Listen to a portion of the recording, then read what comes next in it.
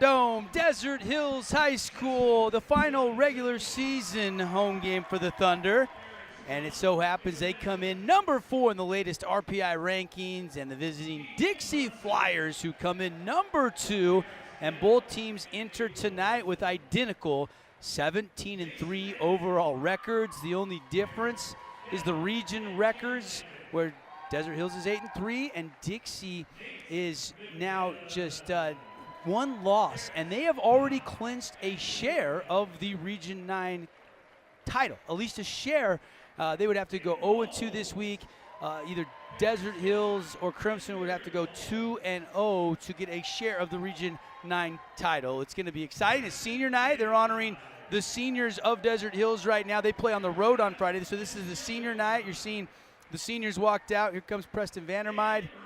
Just introduced Peyton Holmes, Nate McMillan, Mason Landick, Keegan Munson, Justin Judkins, and Hanson out there as well. Did I miss any seniors? Reggie Newby.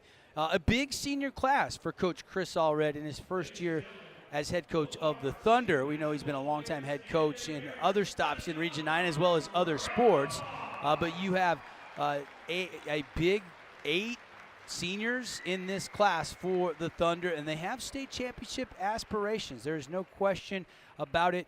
So do the Dixie Flyers. They are the reigning state champions, and or at least, like I said, co-Region 9 champs, and we'll see how it plays out tonight. The first meeting between these two teams, it was a bad spot for Desert Hills. They were undefeated the entire season. I think they were 14-0, and they went to Dixie High School, the Hangar, on a Friday night after Dixie had lost on a Wednesday to Snow Canyon, which still is only their only region loss of the entire season. And Dixie was hungry, fired up, and they win 70-45, a game in which Dixie had 4 players in double figures. Ethan Bennett had 16, Finlinson had 13, Forsey had 12, and Jeffrey Cox had 10. Barbin chipped in 9.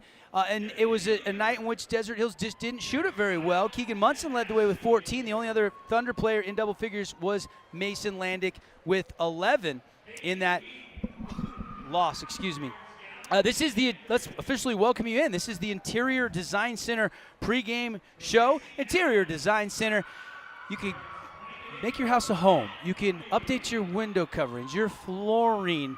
They've got some stylish, new, trendy looks, all the top brands. Brooke Nyberg has been doing it in Southern Utah for years and years and years, and she can definitely put the nice touch and help you. Check out their showroom next to Mail & More on Riverside Drive, River Road, rather. Or you can check them out, follow them, and see some of their great work on Instagram.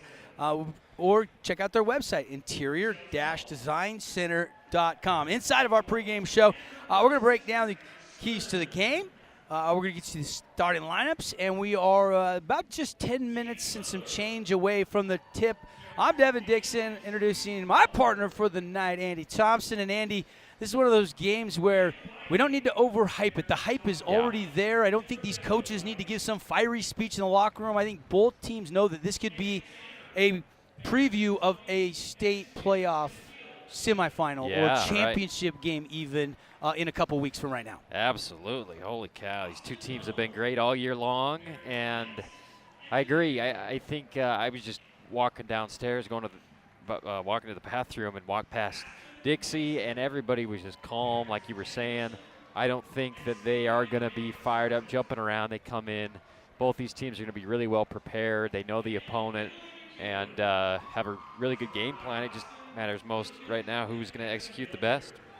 And both these teams have went back. Coach Allred told us that he had went back and watched this game multiple times. Coach Roberts has went back and watched it as well. How much changes, big swings at game plan do you think we'll see? These teams know each other so well. I don't know that we'll see anything too terribly drastic, but we could. You never know. Yeah, I think, when you're in a game like this, is kind of a pivotal season, altering maybe potentially game. I mean, both these teams are going to be top seeds in the playoffs and stuff like that. But a game going into the playoffs in the final week, obviously, there's a lot tied to it, a lot of momentum and stuff like that. Coach Roberts always has something drawn up on inbounds plays specifically. But as far as just the down the court, half court offenses, half court, they're going to go with what brought them here. you know, Dixie is such a team-oriented, whip the ball around, anybody can score 15 points type team. Desert Hills has been Atlantic, is going to score in the 20s, and then anybody else can step up. We talked about Newby, we talked about Holmes, Mason, obviously Vandermeide's been great. Both these teams have the talent. Anybody can beat anybody in the region, and I think it's just one of those things where you got your butts kicked at Dixie. Now it's time for a little revenge at home, and Desert Hills has got to play their best game of the year.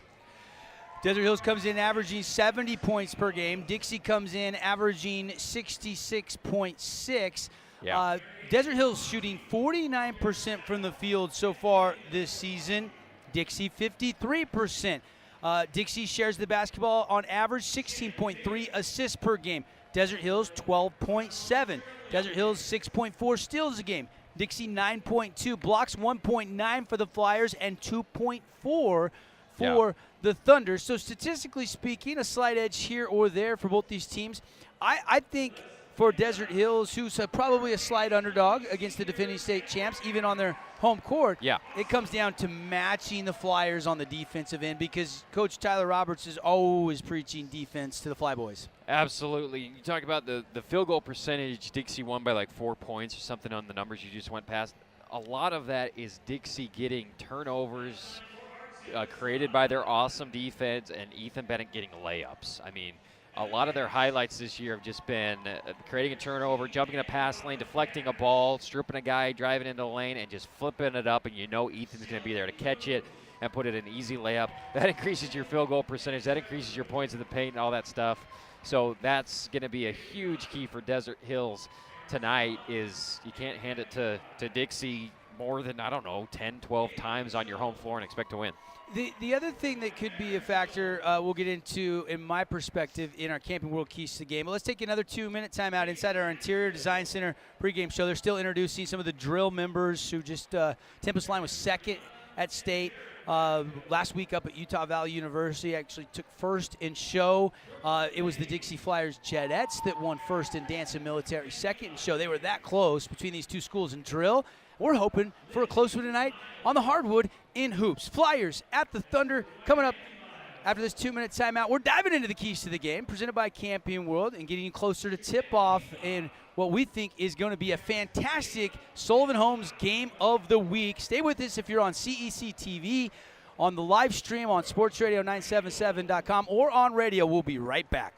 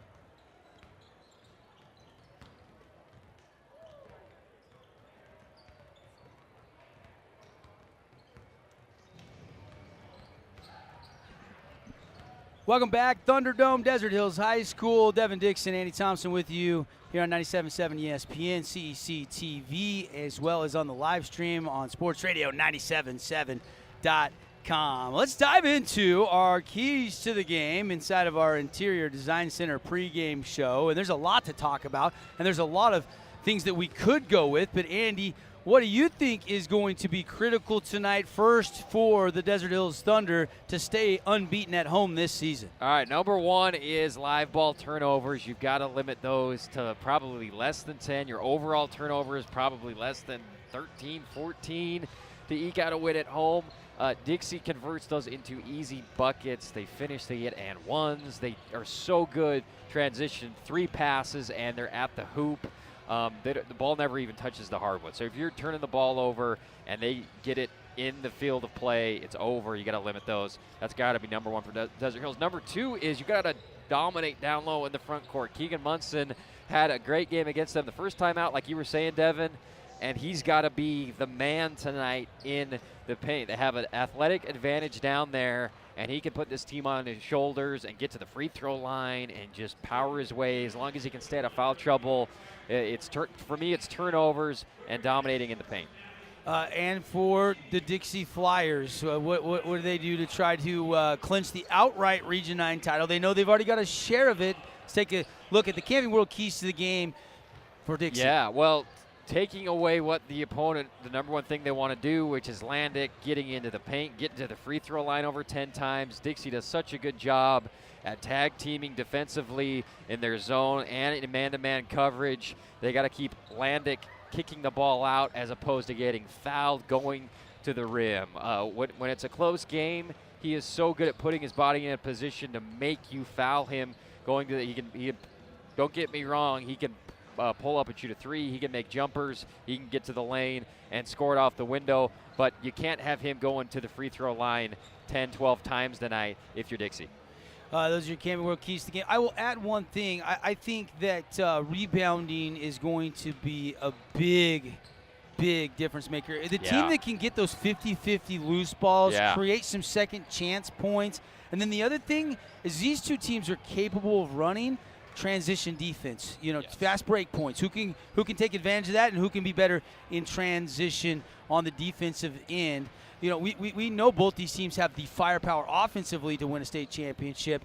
Can both these teams defend two of the elite offenses in 4A in the state of Utah? What we're going to find out. Let's take a quick 60-second break. When we come back, we'll wrap up our Interior Design Center pregame show. Thanks to Camping World for bringing you the keys to the game. We'll come back and starting lineups and the tip coming here on ESPN Radio.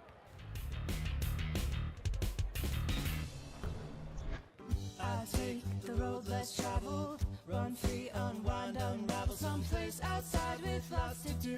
Green trees, red rocks, and don't forget that blue sky. The sunshine shining, sunshine pouring on me. Think I might just stay a while. Say hooray all day because the sun is gonna shine on me. Sun is gonna shine on me.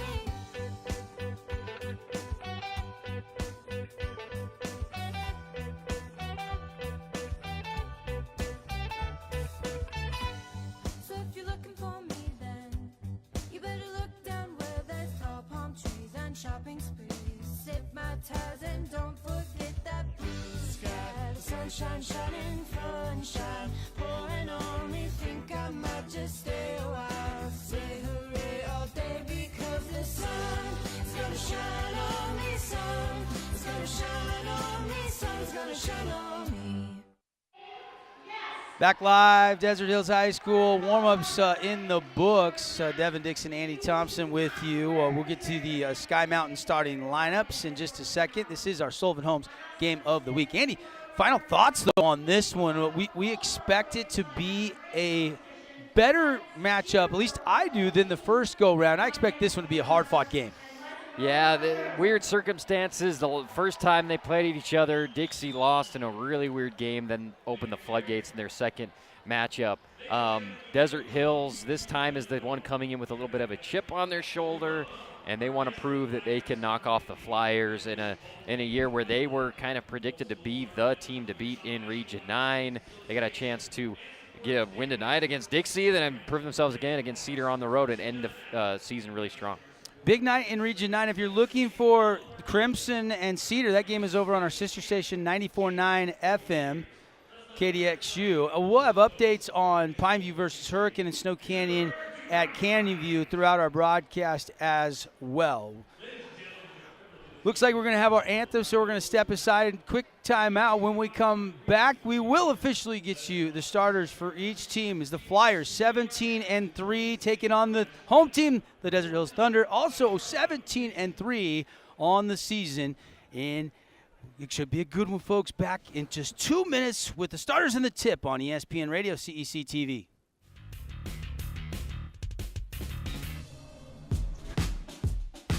Radio Dixie 91.3. Young the Giant, something to believe in. John, what song do you want to hear? Next, Miss Calendris. You'll be on the swap team, the Rice Rock team. Just a fantastic situation. I should talk to you. I was going to talk to you last time.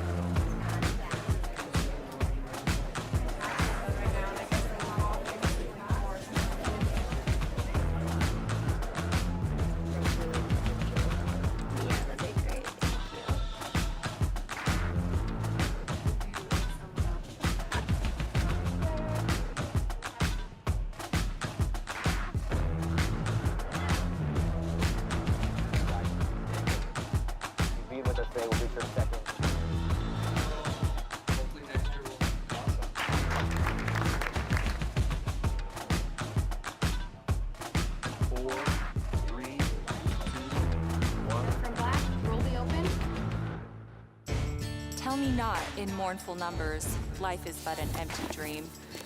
For the soul is dead that slumbers, and things are not as they seem. Art is long and time is fleeting, and our hearts though stout and brave, still like muffled drums are beating, funeral marches to the grave. In the world's broad field of battle, in the bivouac of life, be not like dumb-driven cattle, be a hero in the strife.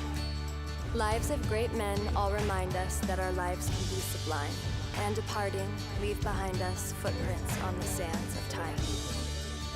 Footprints that perhaps another, sailing over life's solemn main, a forlorn and shipwrecked brother, seeing, shall take heart again. Let us then be up and doing, with a heart for any fate. Still achieving, still pursuing, learn to labor and to wait.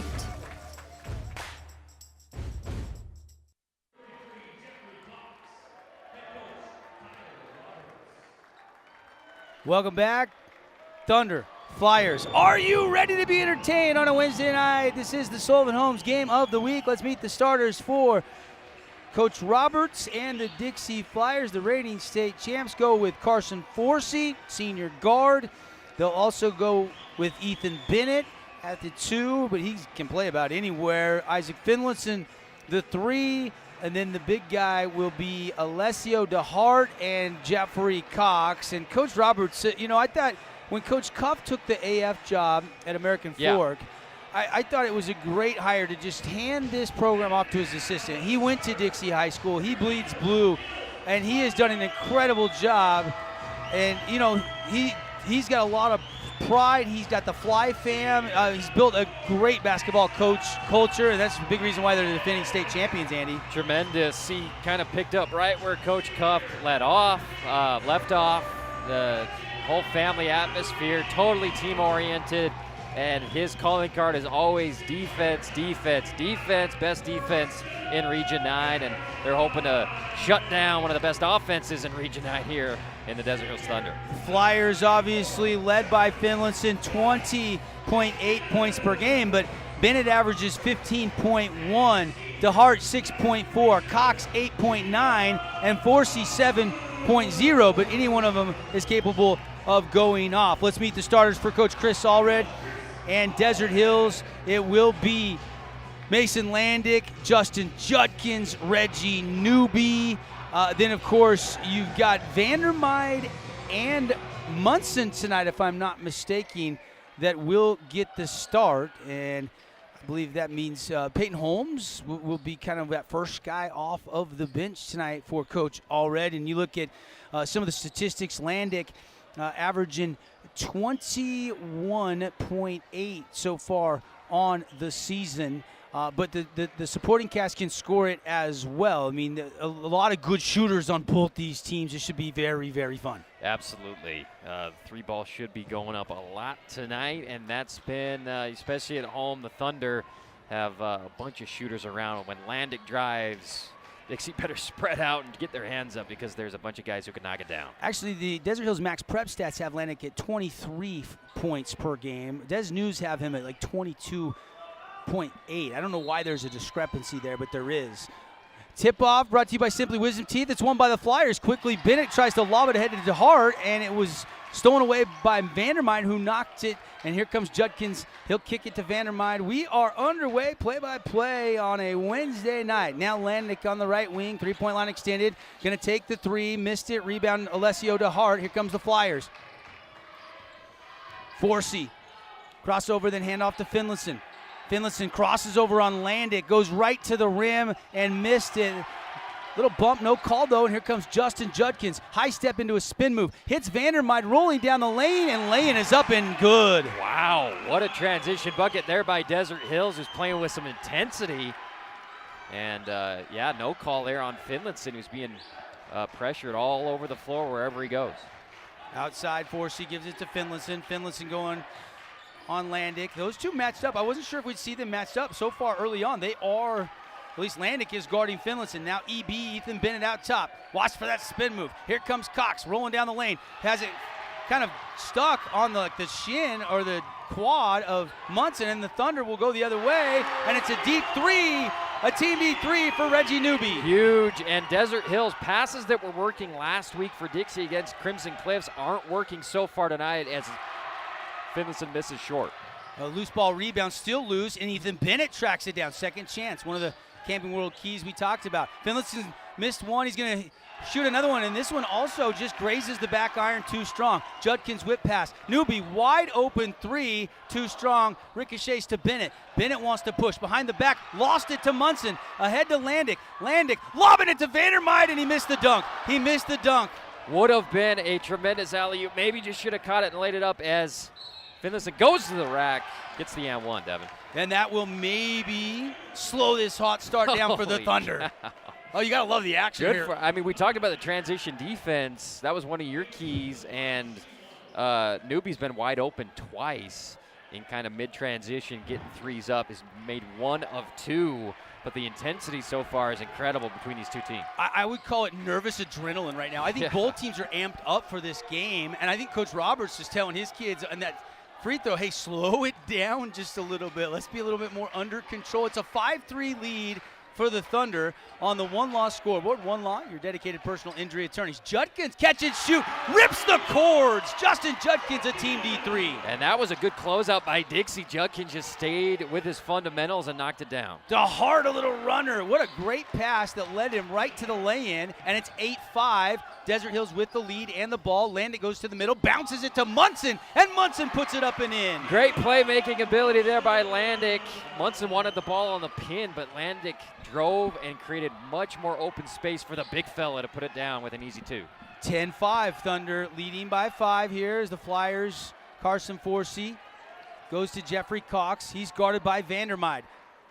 The Hart and Munson, just a little bit of post-up fighting going down low. No harm, no foul. Now Forsey. Finlayson has it, turns, faces. Finlayson might have traveled there, and he knocks it down. Hey, what a shot. Finn from mid-range. Just a professional score, off balance, whatever, doesn't matter. His touch and his release are so pure. I don't know if he did travel. It looked like he just hesitated, like shuffled the feet there. Officials didn't think so. That's all that matters. And now it's a 10-7 game as Landick is fouled trying to dribble past Ethan Bennett. Going around, and Bennett just kind of has a dumbfounded look on his face as Landick goes down. And the first foul of the game on Dixie. Yeah, that's not a foul. That's a tough call on Bennett. Out top, holding is Newby to Vandermeide on the baseline. goes for the reverse and can't get it to fall. Nice rebound by Big Al. Here comes Forsey and Finlayson now. Gets it to Forsey on that left wing. And Forsey will reset it. Forsey being guarded by Judkins and a little man-to-man look. And now Judkins has Finlayson, who's been driving a lot tonight. Kicks it out to Cox for an open three at the top of the key. That's not his shot that he normally takes, but he takes that one, missed it. And Keegan Munson, you like to see Munson going clear out to the perimeter to get that loose ball rebound. Landick from downtown, swish, Team D3 for money, Mason Landick. That was a deep, deep three, folks. Gotta love the swag of Landick. Just nonchalant flashes the three-point sign over to his student section. They go crazy for him. Big Al, Keegan is clearly sagging off of him, saying you want to shoot that, you can. Now Bennett will put it on a drive. Try to go to a pump fake reverse. He's stuck. Really good defense by Judkins, and now a kick by Newby. It'll stay with the Flyers. Great defense by Desert Hills all night. The backdoor cuts haven't been working for Dixie. That somebody's always open. Usually Ethan Bennett, that time he was covered by Justin Judkins really well. Finlayson's got 5 of Dixie's 7.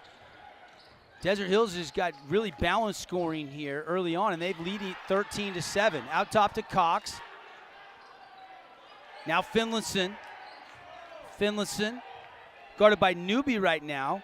And Bennett will take the three. No good. Rebound Munson. Here comes Landick across the timeline. Landick crossover. Fadeaway Jay. Oh my, that was sweet by Mason Landick. He is fired up. What a shot. Backing up to momentum going all the way to the right, and has the ability to rise up and get his shoulders square and knock down a tough jumper. This is good basketball so far, AT. Yeah.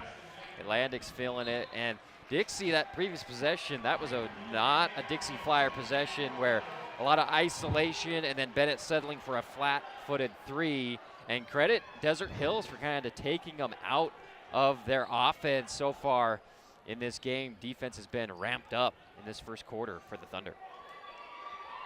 Out top, inbounding it will be Bennett. Now Finlayson just going to hold here. 15-7, Desert Hills leading on the one-loss scoreboard. Forsey handoff to EB. EB spin move. Judkins doing a nice job on him defensively. Now back to Finlayson. Landick guarding him. A little too much space, so Finlayson rises for the three, but he missed it. Munson goes up high, gets the rebound, and it looks like they call the rebounding loose ball foul on Kean Webb. Yeah, Desert Hills doing a great job on the boards, not giving Dixie a lot of second chances. That's another kind of, it's an open look, and that's within Isaac's range, but it's just kind of a non-rhythm jump shot. The offense hasn't been able to get cooking, whipping the ball around and getting into the feel of this game. That's why they just have 7 points. Peyton Holmes and Nate McMillan have checked in for Coach Allred. Webb and Barbin are in for Coach Roberts. So you're seeing the first round of subs come here. 2:34 left on the clock in the first quarter. Clock tonight. Time and score brought to you by Nets on Fire up at the Be More Complex with the rink and all the great facilities up there. Nets on Fire. Check out their training packages, netsonfire.org. Holmes goes to it up and under, and a beautiful move finishing with the left. Goodness gracious, showing off the strength and the agility in one play, curling around Webb off the window. It is a 10-point lead, largest lead of this first quarter right now for the Thunder. Flyers get an off-ball foul down low. Munson just a little too much bump on Kean Webb, and Munson will be whistled for his first personal foul. Take a look at our replay for our television audience tonight. Munson kind of puts his hands up there, but just a little bump, not enough, but maybe there was some bumping earlier that we missed, and ref had finally seen enough. Finlayson trying to clear a little room, goes to a leap and lean fadeaway, missed it, rebound, knocked inbounds by Judkins to McMillan, and here comes Mason Landick in the Thunder. Finlayson hasn't had an easy look besides the threes he's taken. Anytime he's in the paint, he's being challenged hard by Desert Hills. Another deep three, Landick, no good this time. Offensive rebound, Munson goes right attack mode, and Webb fouls him. Looked like he tried to play the ball, got a little bit of ball, but officials say maybe with the body he got the bump, and so Keegan Munson will shoot 2 from the Fabulous Freddy's free throw line. Yeah, I like that. Second chance off a long miss from Landick's three, and he just goes right at the basket, right at Webb, and he'll go to the Fabulous Freddy's free throw line, the big fella. First free throw good by Munson. You know, something we were talking about with Coach Allred is he wants good shot selection. He said all my guys got green light to shoot it if it's in rhythm. And so far, do you like the shot selection from Desert Hills? Yeah, I mean, they're moving the ball really well. Landick, you know, him launching a 25-foot three kind of early in possession, I don't know if Coach Allred loves that, but he's a star, and if he's feeling it, which he seems like he is in this first quarter, you can't hate that shot. The thing is once he makes that first one, it really pulls the defense out, and then he's got that quick step. So absolutely depends on how you look at it, right? 19-7 now after the Munson free throws. EB in the corner, guarded by Peyton. Peyton Holmes. EB goes to a power move and missed it, and it's tipped out of bounds by McMillan. It'll be back to the Flyers. Credit Desert Hills defense. I mean, this time it wasn't Judkins, it was Holmes and Bennett. When he decides to put his head down and drive baseline, nobody can stop that. But this time it was stopped by Holmes. Great job. Right now, EB out top, goes over to Finlayson. Finlayson to Barbin, guarded by McMillan. Barbin one dribble back to Finn. Ike back to Bennett. Now to Forsey. Forsey, quick pass, no dribble, back to Finlayson. Finlayson, you could tell, wanted to take that shot. Landick's giving him space on that deep three. Now Finlayson pump fakes it and gets it back to Bennett. Bennett drive to the elbow, backs his way, kick out Forsey. Flyers, very patient possession, AT. Yeah, they've had several three-point opportunities that they don't want to settle for. And 28 seconds now in the first quarter. You may as well hold for one here unless you get something you really love. 19-7, 20 seconds left, first quarter on the Nets on Fire clock. D-Hills with a great start here at home. Can the Flyers cut into it? And now they're wrestling and fighting, and Finlayson and Landick hit the deck. I didn't see it. I just saw them go flying. Yeah, I just saw the aftermath, too. They're going to They've been call on a each other a hold. lot tonight. They're going to call a hold on 4. Well, they're both number 4. I'm assuming that's a defensive foul that's called against Mason Landick, but I didn't see it out of the corner. It happened way off ball. And now Judkins is going to check in for Landick. Seen here on the replay for our TV audience, there was an elbow from Finlayson on Landick. Really? And then Landick kind of put his butt into him a little bit. Well, this is a rivalry. This is heated. And the Thunder have brought the intensity. The Flyers have matched it. And now Bennett with 5. Got to hurry. Turnaround, baby, right-hand hook. No. Rebound knocked loose and finally controlled by Holmes, and that'll sound the horn. And Desert Hills is fired up. They lead the Flyers at the end of one, 19-7 on the one-loss scoreboard. Hang on tight, folks. We're with you all night long on your Region 9 Radio Network and CEC TV. Asphalt. It's not something we think about much, except when it's in bad shape. At Holbrook Asphalt, we help cities, HOAs, and businesses avoid replacing painfully expensive roads and parking lots. To avoid the cost of replacing asphalt, you must effectively preserve it while it's still in good condition. University research has shown Holbrook Asphalt's HA5 slows asphalt aging by 67%. We make your pavement assets last longer, cost less to own, all while achieving higher property values. Visit holbrookasphalt.com to discover more.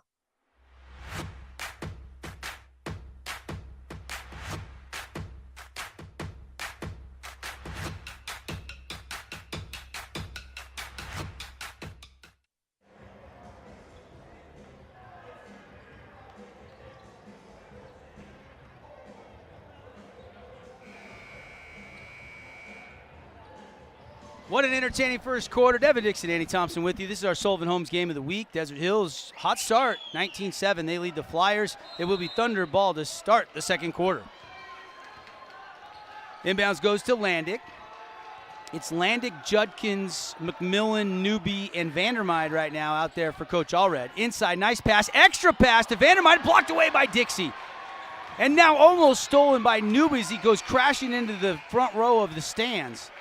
Flyers have Finlayson, Barbin, Bennett, Cox, and DeHart. So they have their starting 5 out there to start the second quarter. Great effort by Newby. Great block by Finlayson on what was a great pass by Landick. A lot of great plays being made. I thought Landick was going to rise and score it, but he saw the cutting teammate there, but it was blocked away. DeHart holding now, flips to Finlayson deep. Team D3 not going to drop. Offensive rebound DeHart. Baby hook, that's short. Rebound tipped around. And Munson pushed DeHart, and Munson will get called with his second personal foul. I mean, that's an obvious call. I don't know what anybody's arguing about there, but Finlayson, they're letting him shoot. I mean, they're kind of easing off of him and maybe upping his head a little bit with how much space he has on some of those threes, but hasn't gotten them to fall yet. DeHart grabs the inbound, goes to Cox, back to DeHart, has a crease, pump fake. Munson can't foul, and so DeHart scores it. Alessio DeHart. Great job going right into the belly of the beast there by DeHart. Good touch on the belly hook. Inside to Newby, Baby back hook. it back out beyond the three-point line to Landick. Landick guarded by EB. Mace with a whip pass, and Big Al got a hand on it. Dixie forces the turnover. Good defense down in the lane. Landick tried to thread the needle down in the key. Finlayson backing out, now with Barbin, gets it right back. Finlayson in rhythm, this three, no good. Finlayson, rough shooting start. He's going to fire another one after a Big Al rebound. That won't go. Rebound Newby, and they're going to get a reach in on Bronson Barbin. And Finlayson is just bizarre for him right now. I'm sure after that first quarter, and as we're seeing Coach Roberts right now hugging him and just saying, hey, keep shooting. You're one of the best shooters in the region. We need you to shoot open shots, and eventually some will go down. You love that. Whatever Coach Roberts did there, put his arm around Ike and had some message for him. Maybe, hey, let it come to you a little bit, or maybe, hey, keep shooting. Who knows what he said? Well, I think after that first quarter where he passed up several, then he comes out in the second quarter and is shooting a bunch. I think the message from Coach Roberts is, we need you. Keep shooting. Then Mason Landick made a really good pass to Munson, who had a tough reverse lane, so he tried to kick it out. Nobody was rotating, and that's back-to-back turnovers for Desert Hills. They still lead by 10, 19-9 on the one-loss scoreboard. 6:24 left second quarter. Cox, nice jump pass to DeHart, who scores it. Big Al, Alessio DeHart is having a nice night. He's already got 6. Yeah, absolutely, and a great feed by Cox. No look to the big fella. Judkins back to Landick out top. Lob it to Holmes. Holmes pump fake. Now shows the pass and goes to the fadeaway, and he got it with soft touch. Peyton Holmes. Man, a lot of pretty plays tonight for Desert Hills, and Holmes, the second attempt. It's 2 for 2. 4 points for Peyton Holmes. Cox out top, 21-11, and an off-ball foul again, and this one's on Mason Landick. Tough. They're spying that matchup really close after what happened in that first quarter. And Finlayson, when Desert Hills is in man, he's constantly flying through and around screens. You can see the battle within the battle. You know, this is 2 MVP-type performers, and they're guarding each other, and it is intense down there between Finlayson and Landick.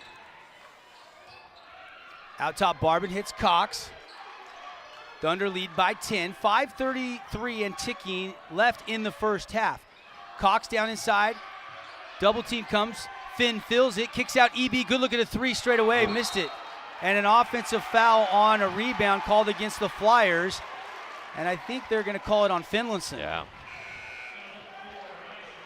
And Landick's got 2, and Munson's got 2. Interesting that Coach always letting him play through it right now, Andy. Yeah, and that was a tough miss by EB. It's almost like Dixie just needs to get to the free throw line and see one go through the net, because a lot of bad misses. You know, don't want to bring up the Snow Canyon game, but the only loss they had in region play, they were 0 for 18 from the three-point line. So far, I think they're 0 for 8 from the three-point line. Haven't made one. In fact, Finlayson alone is 0 for 5 or 6. Landick, jumper, won't go. Munson kept it alive. It's tipped out to Landick, over to Holmes. Coach Roberts, I think, wanted an over-the-back call on Munson there. I think Munson just was high enough that he could just take it away without a lot of contact. Landick kicks it to Judkins. Judkins puts it on a bounce into the lane, and Judkins is fouled. He'll shoot 2. Crafty move by the senior Justin Judkins, who I would categorize as kind of that blue-collar glue guy, that lunch pail, hard hat type guy that just gets it done. Yeah, doesn't make mistakes, gets the ball, sees an opening, knows that he can at least get to the free throw line, and that's what he does. And first one rims off, no good. Bennett checked out for just moments. He's already back in. you look at the free throw shooting for these two teams, as Judkins missed both of them. And it's tipped, and it's picked up by Munson, and Munson gets the putback. I don't have time to check the free throw shooting because Munson's already got now 6 on the game. He's been great. A couple of offensive rebounds tonight as well. Forsey trying to get the lid off from downtown. That won't go. Munson trying to control the rebound. He can't, but it pops out of there and goes to Newby. 23-11. Desert Hills has the lead. 4:18 to go in the first half. Slow walk across the timeline by Landick. Landick guarded by Bennett. Landick goes to a crossover, lobs it inside to Munson, reverse lay-in, left it short. Oh, good look there by Munson. He's fighting for the rebound, can't get it, controlled by Finlinson. Here comes Ike ahead to Forsey, and they'll reset it. How about Landick? I mean, we talk about his scoring ability and whether he, should pass more to his teammates. He makes plays, and he's averaging like 5 assists per game. He is a tremendous playmaker and set up for his teammates. Cox left open. He'll take a 3. He's 0 for 2 from downtown. Dixie, they got to be 0 for 10 from downtown. Long pass ahead to Holmes. Caught it. Goes around Cox. Shuffles it. Munson felt the defense and goes to the line and shoots 2. Tough call there against the Flyers defensively. Yeah, Coach, you can tell by Coach Roberts' reaction. Cox was in good position and was trying to go straight up, but they're going to call a timeout here before the free throws are the Dixie Flyers. You mentioned Landick. Now he's averaging 23, but he's averaging 5.3 assists, 3.5 rebounds a game. Some really good numbers. Is it a full or 30? We'll keep 30. it right here. Timeouts all season long brought to you by the Scott Gibson team at Intercap Lending. They don't match their rates or fees. Great time to refi or build. And the team you need on your side, Intercap Lending. Call or text for a free quote. Scott Gibson standing by to help with any kind of loan. 435-619-8080. 23-11. Desert Hills has the lead. 3:34 left in the first half. It's been a tremendous overall effort by Desert Hills so far in this first half. They came out and threw a bunch of punches. Defensively, they have been tremendous. And we talk about Dixie missing threes and stuff like that. They've missed some open ones, but I think it's in part just because Desert Hills is taking them out of their offense. They're shooting long threes flat-footed, and, it's tough to get into a rhythm when the other team is just knocking the ball away and getting in passing lanes as Munson makes his first free throw. Yeah, he's now 3 for 3 from the Fabulous Freddy's free throw line, and he's got a game-high 7 points. Peyton Holmes has 4. Mason Landick has 5. Balanced scoring for the Thunder as Munson now 4 for 4 from the free throw line. Munson and DeHart to put it on a show. DeHart leads the Flyers. He's got 6. Munson has 8. The two bigs bring the scoring impact in this one so far. Forsey to Finlinson, guarded by Judkins now. To Bennett. Bennett, great pass to Hart, rising, laying it up and in. Awesome little set play there out of a timeout by Coach Roberts. Gets a couple screens and a wide open to Hart, who finishes strong. 25-13, 3:10 left on the Nets on Fire clock in the first half. We're pacing nicely to get our Holbrook Asphalt Big Score dessert. Remember, fans, over 55 points, everybody can go to Yogurtland in St. George and get 5 ounces free. Landick. Pump fake, had it stripped away, and here comes Finlinson. Ahead to Bennett. Bennett Euros around Peyton Holmes. What a move. EB scores it. Holy cow. I don't know how he goes 2 directions at once, it seems like. And that's his first points of the game. And that was pretty. Ethan Bennett. And it wasn't the patented spin move. It was kind of like the fake, then the Euro step. Landick now gets past Forsey. And it's out of bounds, last touch by Dixie. Bennett, look at the hustle. He flies into the camera, into the cement brick wall. You'll love the hustle there from EB. Amazing. He went totally horizontal. I mean, for our TV audience watching this move, inside, outside, up with the right scoop shot. Nice finish by Ethan. Inbound to Newby, over to Judkins. Judkins uses a Vandermeide screen, and they roll him, and then Cox just strips it. Here come the Flyers. Another empty possession for the Thunder. And Finlinson left-hand lane, got it. Good patience there in transition as Cox flies through. And he doesn't give it to him instead. Delays, gets it to Finlinson. Nice finish. 8-point lead for the Thunder, but Dixie has drawn closer, and Finlinson's now got 7. Landick goes past Forsey, lays it in. Once he got past him, no help defense, and Landick scores it. And really the first time Landick's been able to drive all the way to the hoop unabated for an easy 2. Well, a couple times he had, but he's made last-second passes. That time was able to go all the way to the rack and softly lay it home. He's got 7. Lead is back to 10, 27-17. 1:42 left in the second quarter. Beautiful spin move by Finlayson, but Judkins steals it, and Landick scoops it up. Here comes Money Mace behind the back. Crossover flip. Over extra pass corner. 3 on the way, and Newby gets the team D3. Great decision making by Desert Hills from Landick to Judkins. Extra pass, Newby in the corner, his sweet spot. Huge shot. It's good basketball by the Thunder. They lead by 13. It's now the largest lead all of a sudden of the game. Shot by Cox won't go. Landick and Newby fighting, and Landick has to go get it once Newby tripped up. That almost looked like disaster written all over it, but somehow Desert Hills picks it up. 1 minute left in the second quarter. Holding out top, Peyton Holmes. Peyton's got a couple nice buckets in the first half. Now back to Landick on that DH logo at center court. Judkins getting some spacing here.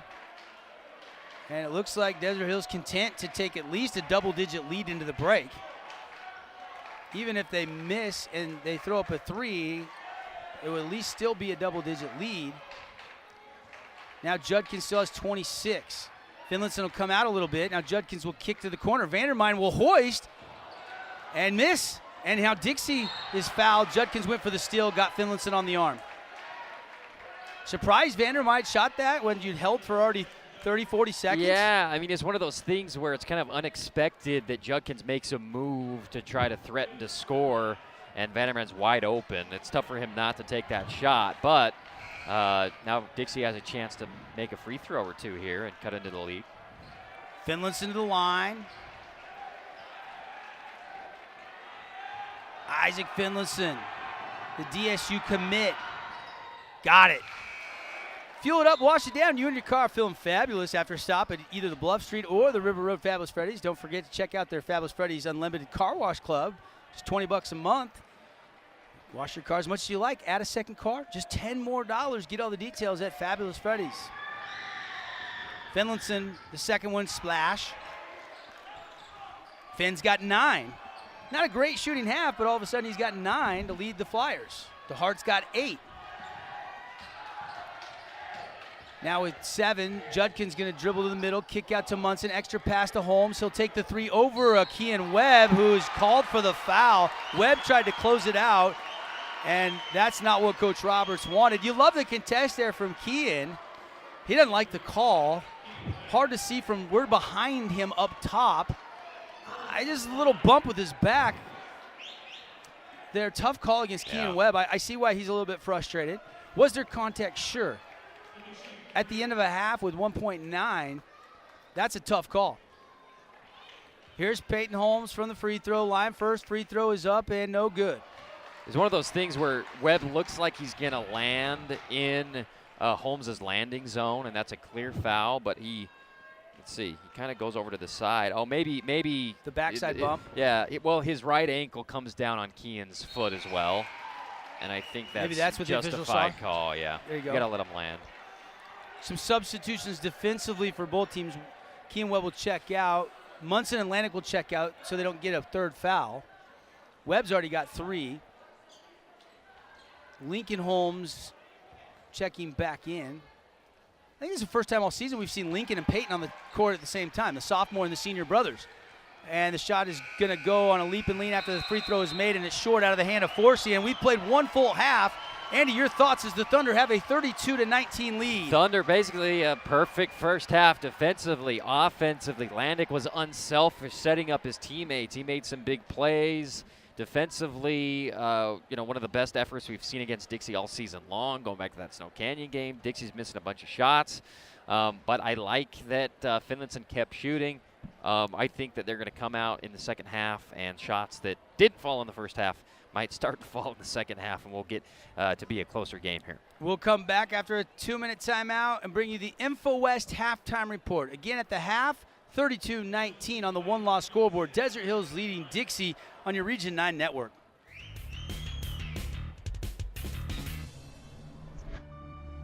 There's a rush coming. Let's rush. Best 9 plays from last week in Region 9. Number 1 better be good. One-handed grab, and Luke Wright is going to score a touchdown on one of the better grabs you'll ever see in high school football. Lawrence, are you going to do anything, or are you just going to sit there? This is Henry Bouchard, Cape Girardeau, Missouri. I never found a customer base more in need of fine American-made sucking power than I found up and down the Wasatch Front in the mid-1980s.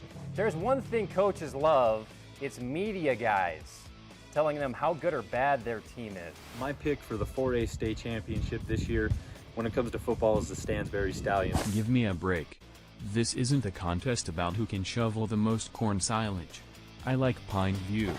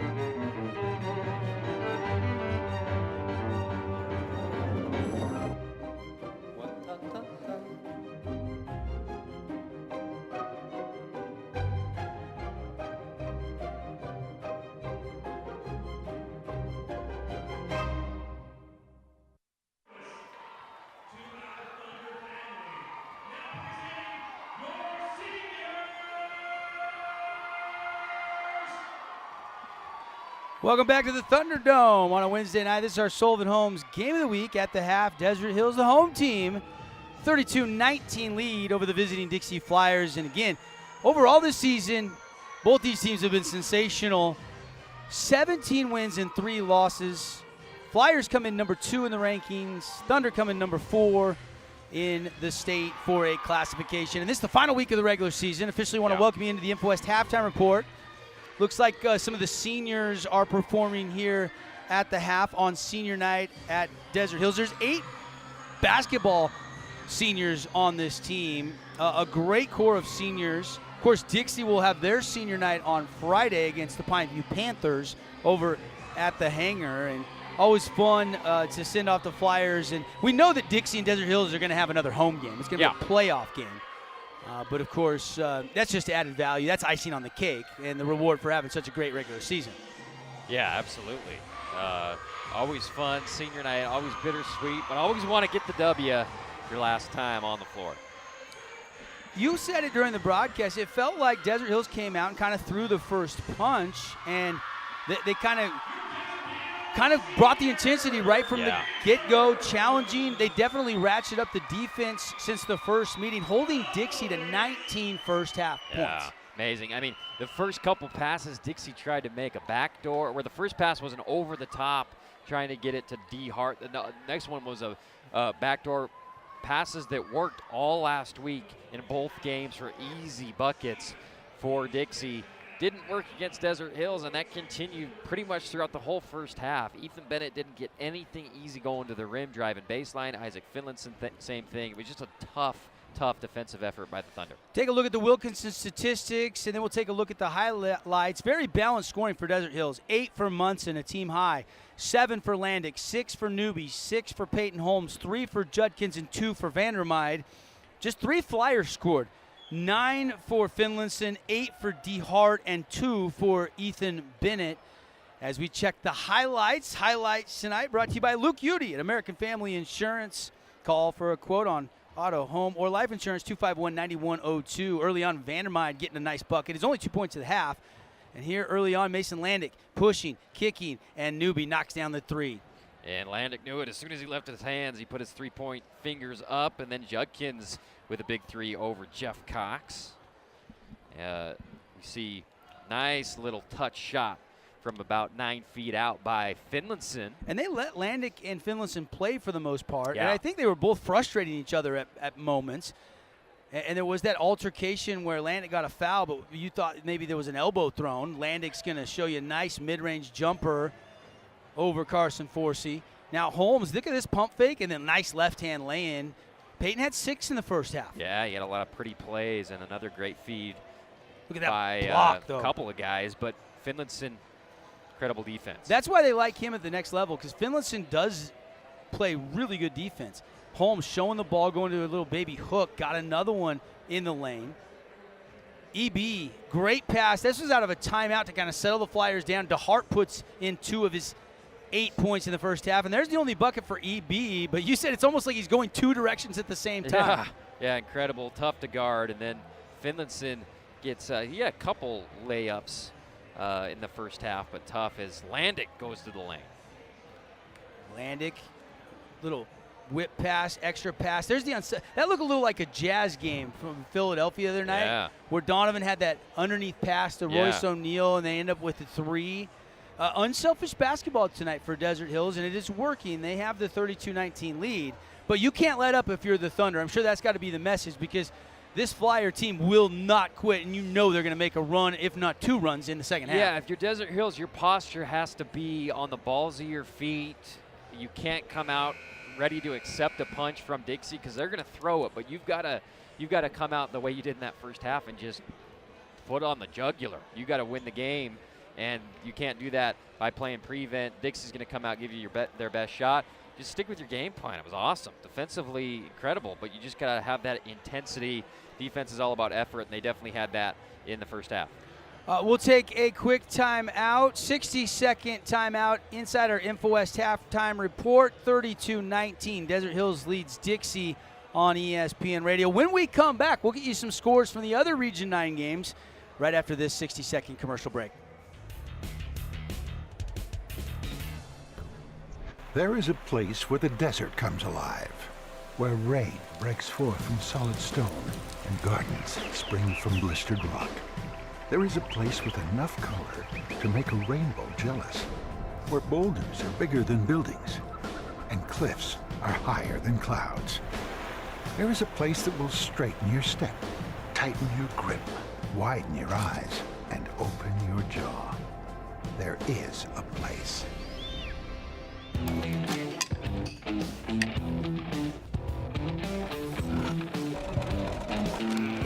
have a backpack. 请所有的同学回到座位哈。3。Get our print curve here. And there's the final.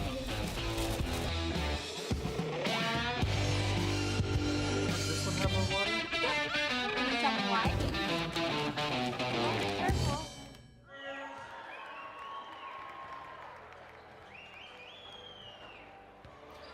Back live, Desert Hills High School. Devin Dixon, Andy Thompson with you here on ESPN Radio. Also, glad to be on CEC TV in HD tonight on channel 108, and of course streaming on the CEC YouTube page as well as on sportsradio977.com. Lots of ways you can access a good one tonight if you're a Desert Hills fan so far, as we check some scores from around Region 9, and then we'll talk second half adjustments.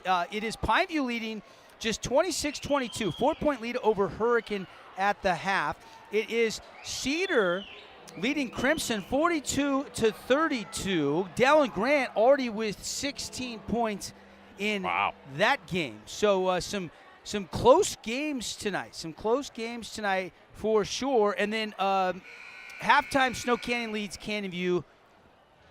Last report, 33-12. So those are your scores. So that's the one game that's lopsided right now. Warriors leading big up at the Nest at Canyon View High School. All right, real quickly, AT, let's go back and revisit our Camping World keys to the game, talk second half adjustments. What do you want to see different from Dixie High, or what did you like, or what can they adjust? Offensively, I don't know. I don't know. They're just not hitting shots.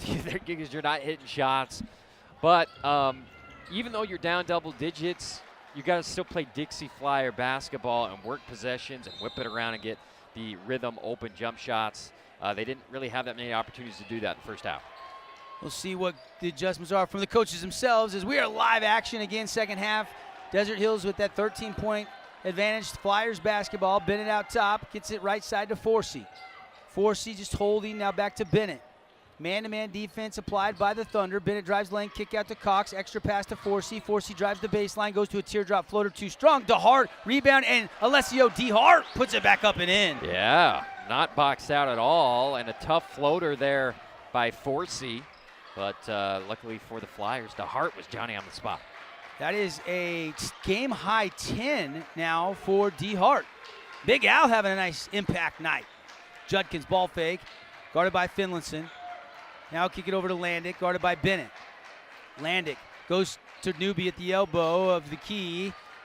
To Vandermine, now baseline out of the middle, and good ball movement, but Newby missed that little 8-foot floater straight away. Now Finlinson wants to push. Finlinson whip pass to Forsey. Forsey will back it out, terminate the dribble, drop it inside to Cox. Cox turns, faces, ran out of real estate, tough pass. DeHart, nice grab.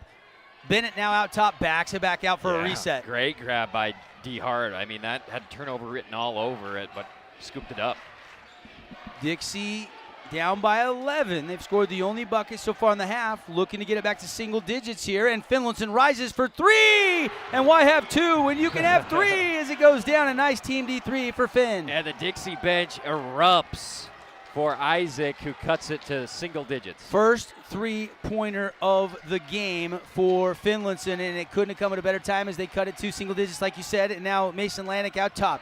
Mace whip pass out Newby. Great look at a three. Missed it this time. Rebound fought for. Should be a jump. They don't call jump, so Munson takes it away to Vandermeide, and they'll reset it over to Judkins. Judkins will drive the baseline.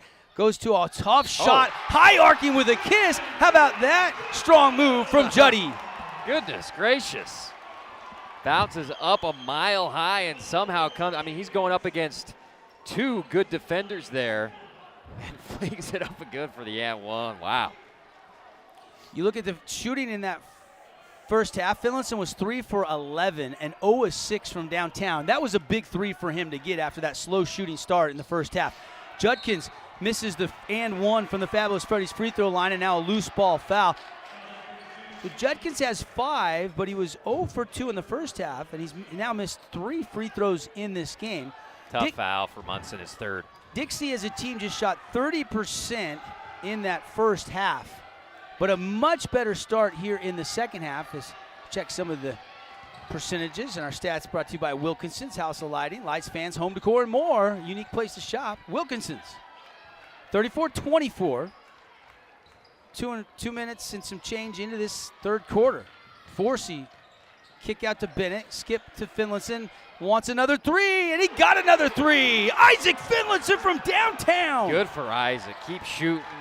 Rolls 2 in a row for the Flyers. He's got 15, and now Forsey fouls Landick. Thunder in the first half, Andy, were 11 of 20, 55%. Yeah. And they were 4 of 8 from downtown, 50%. 6 and 9 from the free throw line, shot at 66.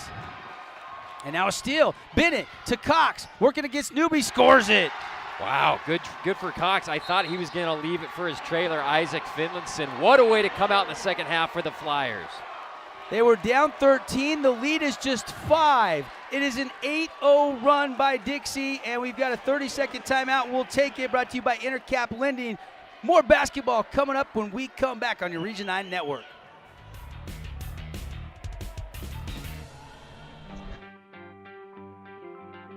I take the road less traveled, run free, unwind, unravel someplace outside with lots to do. Green trees, red rocks, and don't forget that blue sky. The sunshine shining, sunshine pouring on me. Think I might just stay a while. Say hooray all day because the sun is gonna shine on me. Sun is gonna shine on me. Sun's gonna shine on me.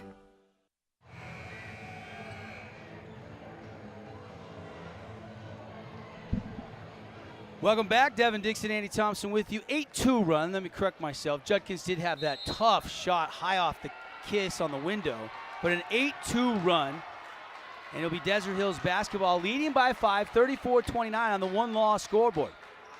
Appreciate One Law, your dedicated personal injury attorneys.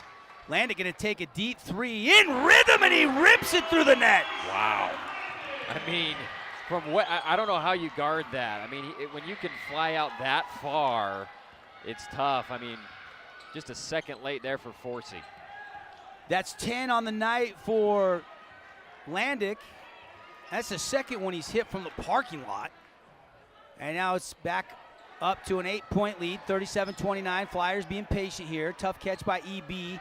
Judkins in his hip pocket. Newby guarding Finlayson. Finlayson's going to drive into Vandermeiden and throw it up off the glass, but it was last touched by Desert Hills, says the baseline official. Huh. It went off the glass, and then who touched it last? Oh, they're saying, well, he finishes his shot. I I mean, Newby got a piece of it as he's going up, but Isaac follows through and maybe missed call, but we play on. EB, quick inbound, drives to a spin move, now goes to a drop step, left-hand shot won't fall. Tough contested shot. Here comes Landick, guarded by Forsey. Landick wants another three, not this time. Rebound, Jeffrey Cox. Finlayson to Forsey on the right wing, gets it right back. Finn and Forsey again. Here comes a high screen to Hart. Forsey goes a high, they cut under, and he's open and he buries it. Team D3, Great Carson read. Forsey. Great read by Forsey on the screen, like you described. Didn't hesitate, confidence. Already three three-pointers hit by the Flyers in this third quarter. Here's Landick. Thunder by 5. Baseline Vandermeiden. Vandermeiden, bad pass, but Landick able to grab it and a foul on Carson Forsey for bumping into Landick. Forsey had the interception. The ball was loose when the foul was called. He's going after the ball here. And Landick gets in his way. I don't know. Yeah. I don't want to criticize the, I mean, it's one of those It's a things that go bang either play. way. Yeah. Bang play. Judkins grabs the inbound pass. I see what you saw, though. Landick comes into Forsey, but I don't know if he ever had control of the ball. Maybe that's what the official said. It was still loose. I don't know. And now a baseline cut, and Nate McMillan lays it in. That's his first points of the night. Finlayson out top. They switch, then switch back. Finn to EB behind the back, and he goes right into Newby. Newby with the help D. Cross court to Holmes. Peyton left-hand shot's fouled. Peyton Holmes will shoot 2. A rare, I mean, we've seen Ethan Bennett make amazing plays like that in traffic, but tries to go behind the back, isn't aware of the defender he's dribbling right into to create a fast break turnover for the Thunder. 39-32 as Peyton Holmes toes the Fabulous Freddy's free throw line. Coming up, we'll name our Dad's Trucking Player of the Game. We'll name one for each team. And boy, do we have a lot of candidates. And pretty safe assumption we have not yet seen our Appliance Wholesalers Plus Playmaker play of the game, even though we've seen some great play so far. First free throw is good by Holmes. He'll have one more. Holmes, excellent free throw shooter, knocks both of them down. Holmes has got 8. EB on the left wing. DeHart waiting for the screen, now rolls it. Now Barbin, who just checked into Finlayson. Finlayson step back, guarded by Newby. Now Finlayson, the double team comes. And they call another foul, and this one on Reggie Newby. Desert Hills is doing a really good job on drivers, whether it is Bennett or Finlayson. They're getting to their spots from the weak side and holding their ground. That time, obviously, Newby got the foul, but his positioning was pretty good. Trying to post EB up as they inbounded to Finlayson. It wasn't there. Finlayson will kick it out. With Carson Forsey on the bench right now, EB is running the 1. Over to Cox, lobs it into Hart. One-handed catch. Turns, looking for a pass. Instead, kicks it out. Finlayson thinking about the 3. Ball fake, still has his dribble, uses it. Lost his footing, still keeps his dribble alive. Now he's got to pass it, gets it to D. Hart. And now a steal by Nate McMillan. Just stripped it right out of there. 41-32, Thunder has the lead over Dixie with 2 minutes and 5 seconds left in the third quarter on the Nets on Fire clock. Desert Hills has taken a pretty good punch here from Dixie to start the second half and responded really well. Holmes, kick out, McMillan set 3. Ricochet's too strong off the back iron, rebound Cox. He'll get it to Finlayson. Finlayson in the front court. Back to Cox. Cox will drive to the free throw line, kick it back out. Finlayson, triple threat position. Rocking that foot like he maybe wanted to shoot, and now will back it back out. Holmes defending against Ike. Holmes. And now Cox with it. Guarded by McMillan, out to Finlayson. He'll hoist, and he'll hit! 18 for Finlayson. 3 Team D3s in the third quarter alone. Hey, I was 0 for 6 from downtown. No problem. What is he, 3 for 4 in the third quarter? Yeah. Really can't keep a good shooter down all night long. And Finlayson starting to light the nets on fire. Here's Judkins. Kick out to Holmes. Holmes three-pointer. In and out. Newby. Rebound, put back, no. McMillan, put back again, got it. Rebounding edge right now, Desert Hills. Yeah, absolutely, they've had more second chance points as Finlayson gets a screen from D. Hart. He goes to the corner.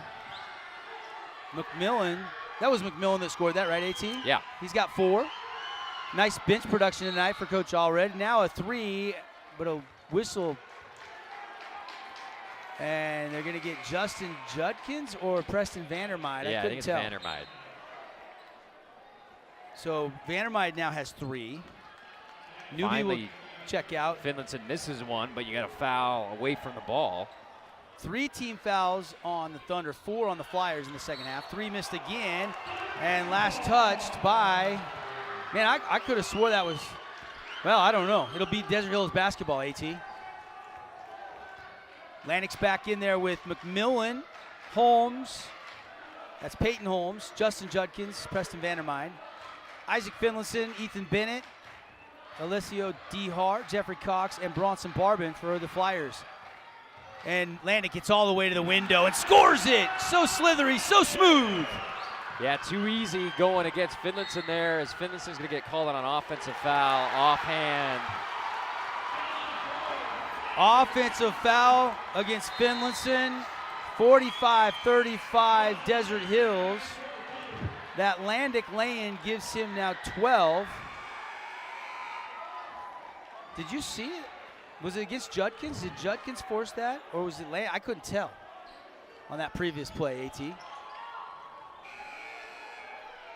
45-35, now 4.8 seconds to go. Was that a good call, was what I was asking? Oh, yeah, it was a good call. I didn't see the extension of the arm. Yeah, Finlayson pushes Judkins. I thought it was a good call. 10-point lead. So the Flyers will pick up full court. By the way, that's the 3rd personal foul against Finlayson. And he almost stripped and stole it out of the hand of Peyton Holmes. And the second ticks off the clock. 3.6 left on the Nets on Fire clock. We are just 10 Thunder points away from getting the Holbrook Asphalt Big Score to dessert tonight, where everybody after the game can head over to the St. George Yogurt Land and your first 5 ounces free. Oh, it's stolen away by Barbin. Barbin's going to take a 3 at the horn, and he got it! That's a huge sequence to end the quarter to cut the lead to 7. They make up ground. They were down 13 at the half. Here come the Flyers. Passing just a little bit high to Judkins. That creates the turnover. Good for Barbin. He knows the time, gets right to his spot, drills it. Mark that down as your possible Appliance Wholesalers Plus Playmaker Play of the Game. Thunder, after 3, lead the Flyers 45-38 on your Region 9 network. Asphalt. It's not something we think about much, except when it's in bad shape. At Holbrook Asphalt, we help cities, HOAs, and businesses avoid replacing painfully expensive roads and parking lots. To avoid the cost of replacing asphalt, you must effectively preserve it while it's still in good condition. University research has shown Holbrook Asphalt's HA5 slows asphalt aging by 67%. We make your pavement assets last longer, cost less to own, all while achieving higher property values. Visit holbrookasphalt.com to discover more.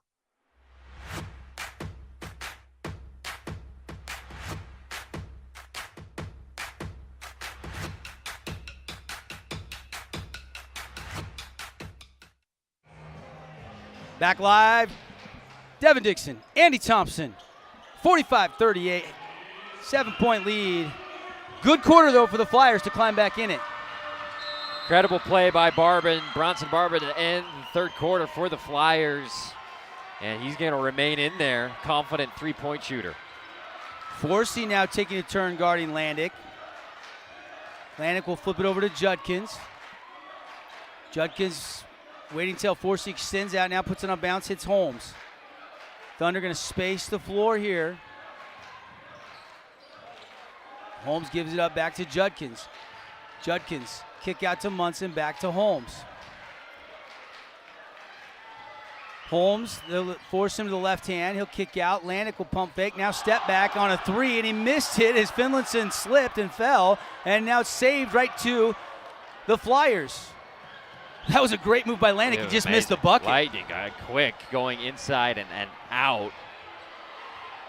Now Finlayson, guarded by Landick. Handoff to Ethan Bennett. EB, bumped by Munson, no call.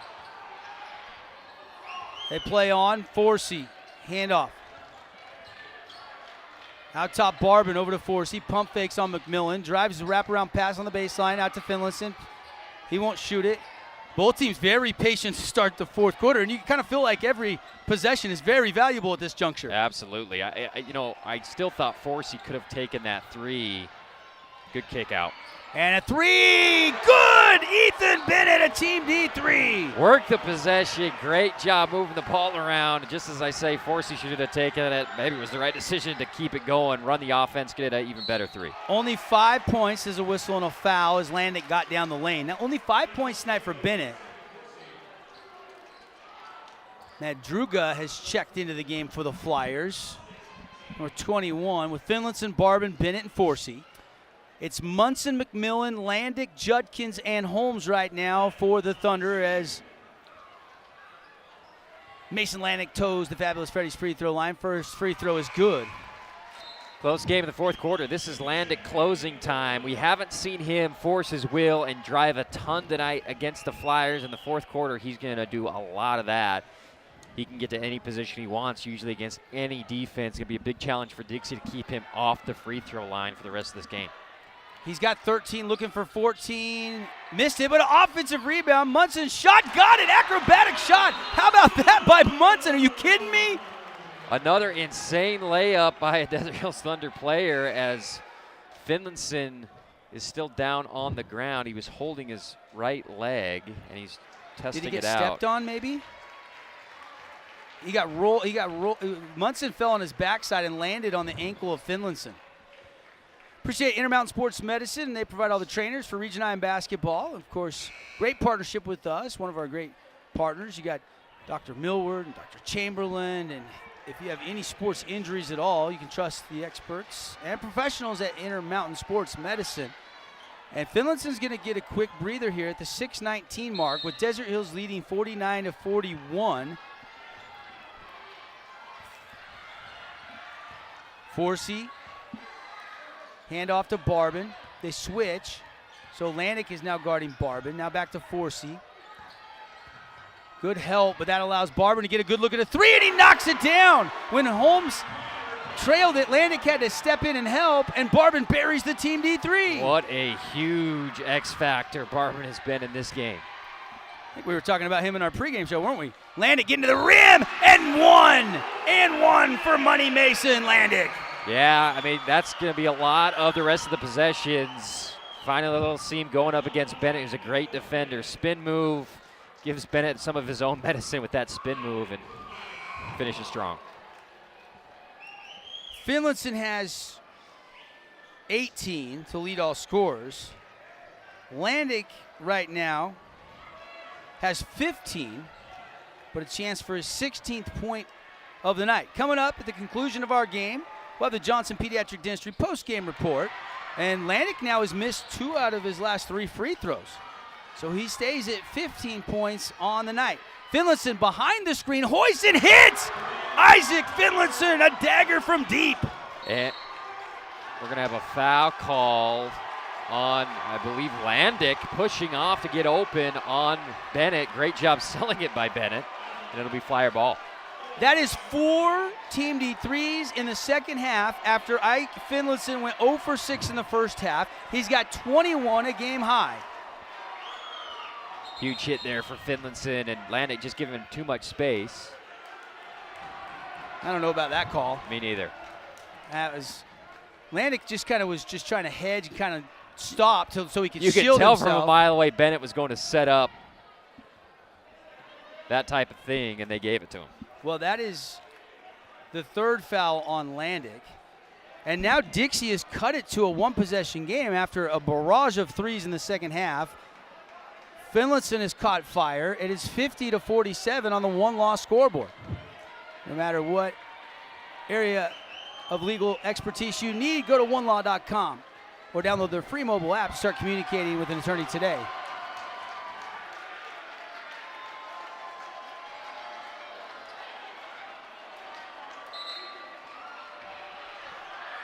And now the Flyers will break. And we've got Cox, Forsey, Finlinson, Barb, Bennett on the court right now. Landick, Newby, Vandermeide, Judkins. Oh, and a big shot by Finlinson again. He's got 23. Amazing matchup between Landick and Finlinson tonight. And Newby up there on the top. To Holmes, now Landick deep three. Missed it, rebound, Barban. Flyers can retake the lead. Lob ahead to Finlinson, missed the lay-in. Offensive rebound, Cox, pump fake, put it up and in. Here come the Flyers, they lead by 1, 51-50. Great job by Cox. You can see Finlinson rise up. He's kind of favoring that angle, dangerous play, but how about the Flyers? Oh my goodness. 51-50, we'll catch our breath on the one-loss scoreboard. Just under 5 minutes to play, it's a full timeout. Finlinson with 25. We'll be right back after this full timeout.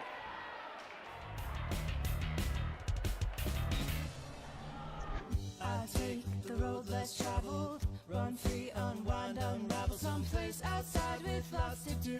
Green trees, red rocks, and don't forget that blue sky. The sunshine shining, sunshine pouring on me. Think I might just stay a while. Say hooray all day because the sun is gonna shine on me. Sun is gonna shine on me.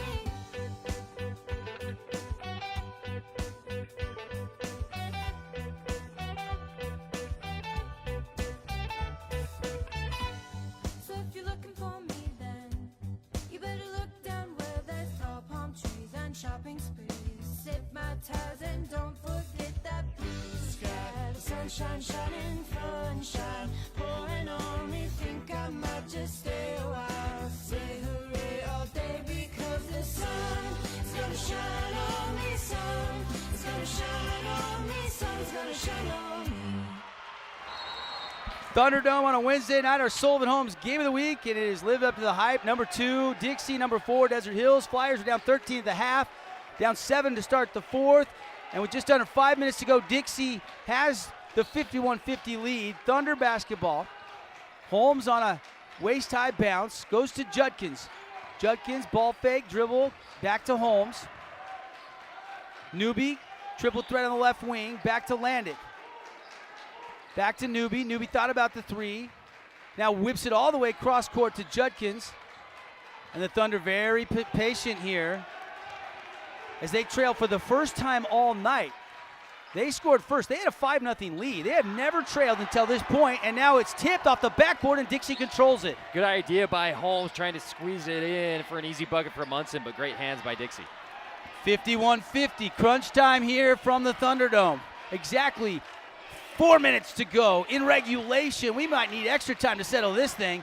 Bennett driving, finger roll, got it. EB doing work down the lane. That spread out 4 corners allows for those types of plays to happen for Bennett. Tons of spacing, a lot of room for him to drive.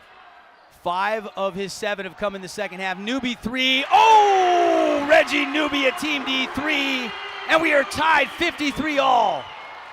Man, he's been semi-quiet in the second half, but right when you need him, he always comes through. Well, you needed that one to kind of shift the momentum back, and now we're tied up. 3:25 to play. Crucial possession after crucial possession. EB guarded by Judkins. Juddy gives a little space, now comes up. He gives it to Finlinson. Landick guarding him. Now flip it over to Forsey. Holmes. Now a 3-man weave. Bennett has a step. He goes baseline. Cutter Barban scores it. What a play by Bennett. 2 times in a row. 1 time making it for himself. 2nd time getting all the defense to come his way and putting it down for Barban, who's got 8 huge points tonight for the Flyers. 55-53. Timeout. We'll keep it right here. Timeouts all season long brought to you by our friends at Intercap Lending, the Scott Gibson team, help you get a great rate on your new home or refinance your current loan and save money. Maybe do some add-ons or remodeling. Why rates are great. Get all the details and a free quote at Intercap Lending with Scott Gibson. Again, coming up, we'll have a complete wrap-up show tonight. We'll have our Johnson Pediatric Dentistry post-game show, and then we'll stay on the air and recap all the games for you all night long. We now have the Holbrook Asphalt Big Score Dessert. That's right. 55 points on the scoreboard. So if you're listening and you want to keep listening, but you want some yogurt while you listen, just go over there and say, hey, over 55 points in the Desert Hills Dixie game, and your first 5 ounces are free. Compliments of the leaders in HA5 and asphalt preservation. Holbrook Asphalt Big Score Dessert, it's on. Judkins to Landick. Flyers by 2. Lob it to Judkins. Judkins drives past Finlandson. Finger rolls over a block and a foul. And Judkins will shoot free throws. Good drive by Juddy. He's had a lot of those contested layups that are in a tough position. And he's made some of them, but this one, good enough to get the foul. Juddy to the line. He's not having a good free throw shooting night tonight. Now 0 for 4. He'll have one more. Did you know, Andy, Justin Judkins is a twin? His sister is one of the cheerleaders, Jillian, twin sister.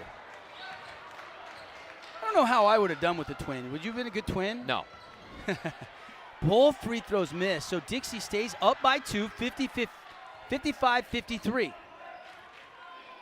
Forsey with it, drives it, now dishes it. Cox lay-in, got it. 4-point lead, largest of the night after Cox scores it. Cox has got 6 all in the second half. Wow. EB dives on it, and we've got a whistle and a foul, I believe, called on. Amazing effort by Bennett. Was it a jump ball or was it a foul? I think they're trying to figure it out. They're going to say timeout, Coach Roberts. Yeah, they got it. So before they confer, Landick just kind of got it lost underneath and going through the legs. He's trying to get a jump ball, and Coach Roberts granted the timeout from the Flyers bench. It's a full timeout, and we'll take it. 2:15 to go, 57-53. Dixie leads Desert Hills. Stay with us.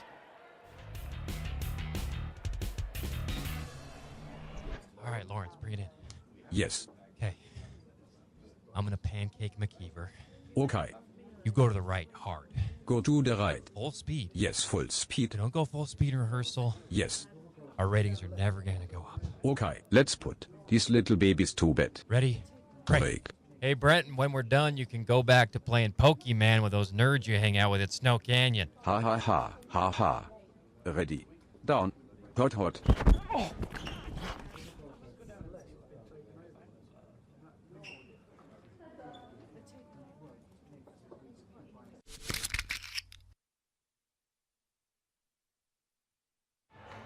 Welcome back. Do have a Hearst Ace Hardware score update for you. Cedar leads Crimson Cliff 60-53 at the end of the third quarter. We'll have a full wrap-up show a little later tonight. Jazz are underway, and they're playing the Clippers tonight in LA, 32-27 into the second quarter. Jazz lead by 5. Jazz have won 19 of the last 20, AT. Amazing. Sensational. Here, it's 57-53, Flyers by 4 with possession. They have just come storming back. You knew they had a run in them, but they've actually made 2 runs in the second half. And aside from a huge newbie 3, Desert Hills has been struggling to score, but now they force a turnover. Ahead to Landick. Landick laying good. What a play defensively when they needed it most. Landick's got 17. I thought Finlayson got assaulted there, but maybe maybe my eyes are deceiving me. Cox, kick out to Finlayson.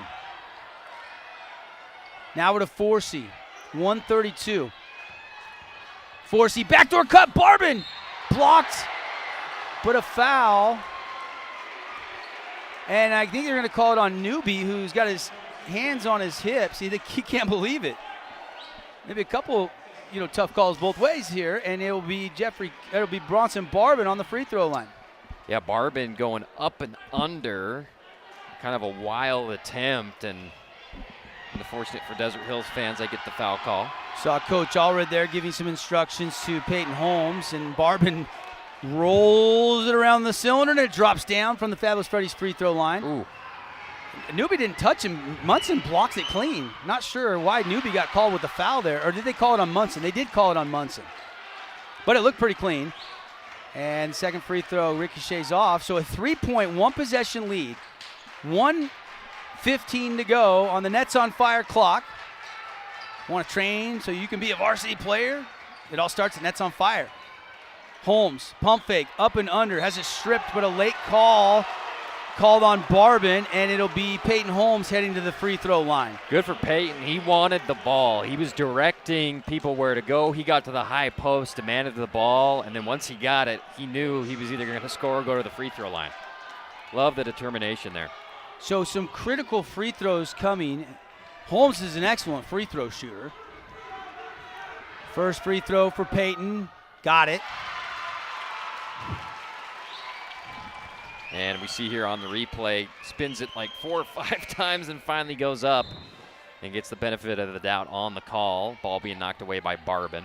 29-37, 78% coming into tonight for Peyton Holmes, and he'll have one more. Peyton. Got it. He's got 10. Munson has 10. Landick has 15 to pace the Thunder. Finlayson has 23. Barbin's got 8. DeHart's got 10. Cox has got 6, all coming in the second half. Very balanced scoring now for the Flyers. EB's got 7. And we haven't settled anything. This is kind of what we expected, right? We're talking about it last couple of days on our show. We've been talking about it since we went on the air about 6:45 with the Region 9 live show. We think this could be a preview of a state championship game or a state semifinal definitely game. And you knew that after Desert Hills lost 70-45 in the first meeting that this might be a little bit different. Desert Hills, by the way, has not lost on this court all season, but they are down by 1 with just 1:05 left. Yeah, and Dixie has the ball. Desert Hills has created some turnovers here in the last few minutes to get them back in the game. But Dixie is so good and disciplined in situations like this where they don't give it to you. They make you foul them. They go to the free throw line. They make the free throws. That's why they're champions. Desert Hills has got to really be disciplined here defensively. Full court pressure. Barbin to inbound. Guarding his newbie. He's looking for the home run. He is the quarterback of the football team. He threw it away. He threw it away. Out of bounds. It'll be Thunder basketball. Well, he wanted the long pass and had to settle. I think he was thinking he was close to getting a 5 count. Yeah, throws it in a tough position. And just wide of Finlayson, who was being blitzed there by Landick. McMillan checks out. Munson comes in. DeHart, Alessio DeHart will come in, and it'll be Jeffrey Cox that checks out. It was starting to be Barbin, and now he stays on the floor. Judkins will inbound. And now they're putting they're not allowing the substitution, but then they can't allow Dixie substitution because DeHart came in. And I think that's what the Desert Hills bench is saying. And now Brian Abbott, our head referee, will head to the scorer's table. So Cox will have to come back on the floor. They waved Desert Hills sub off. DeHart kind of snuck in behind. I don't think the officials saw him. Yeah. And then when they said Desert Hills couldn't have a sub, Desert Hills coaches said, well, wait a minute, they had a sub, and now they're sorting it out. So Thunder basketball, 1:05 to go. 58-57. Dixie has the 1-point lead. Hang on tight, folks. Judkins, McMillan, Holmes, Landick, Newby, Barbin, Finn, Bennett, Forsey, Cox. Judkins lobbing it into Newby. High catch. He'll kick it out. Over to Landick. Landick will hoist the 3, and he missed it. Rebound fought for. And they're going to call a foul. foul on the loose ball rebound as Finlayson had it with one hand and then kind of got hit going to the floor. Yeah, Newby wraps up his right arm a little bit there. And it will be the second personal on Newby, and that is the 6th-team foul. So next foul, Flyers will be into the bonus. Good next look. foul on Dixie will put them in the double bonus. Good look by Landick. It was a good look. In rhythm, just missed it.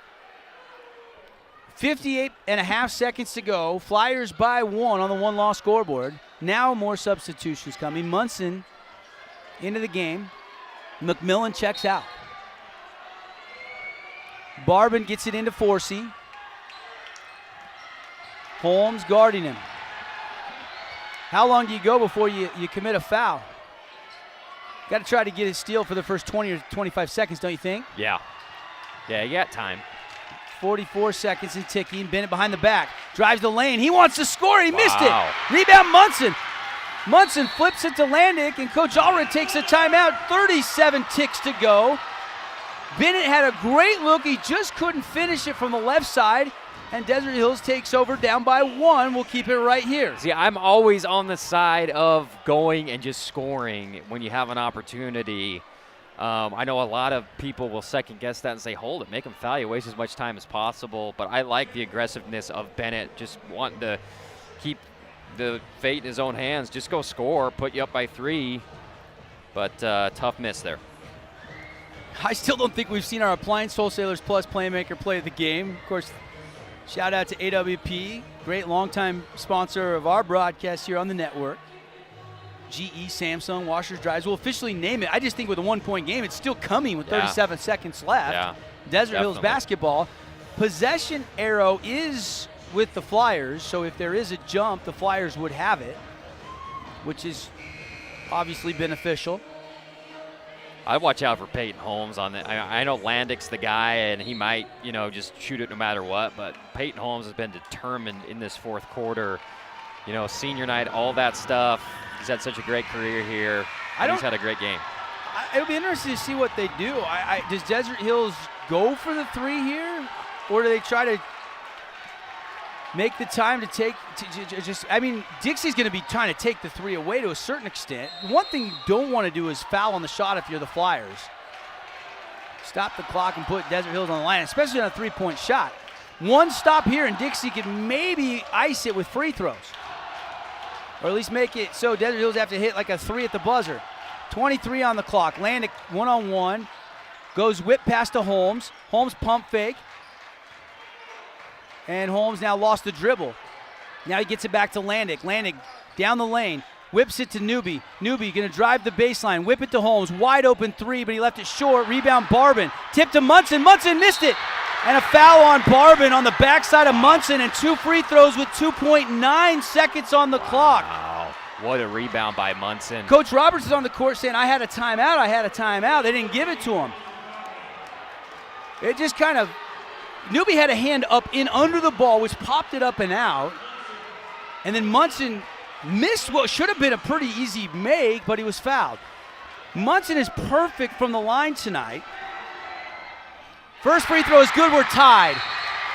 Ice water running through Keegan Munson, the senior's veins. He's only a 66 free throw % shooter on the season, which is pretty good for your 6'8" big man. It's not bad. Now he's got to think about it for 60 seconds. Yeah, I like that timeout by Coach Roberts. Freeze the shooter. Man, what a game. And, Holmes had a wide open look from the corner, just short-armed it a little bit. And Dixie thought, man, that's probably the game if we can get this and get fouled. Good box out by Barbin. Just gets it ripped away. Good job by Newby, poking it away to his teammate. And 5 for 5 tonight, Munson, from the free throw line. He's got 11 points.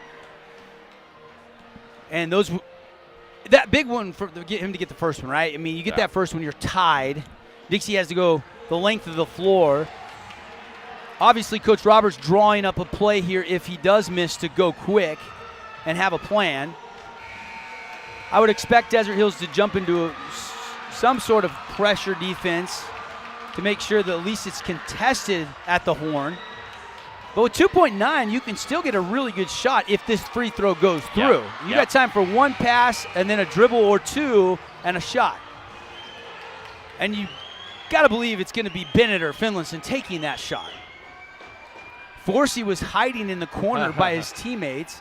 Holmes was like, where's my guy? And now he goes and matches up. And Munson with a big free throw.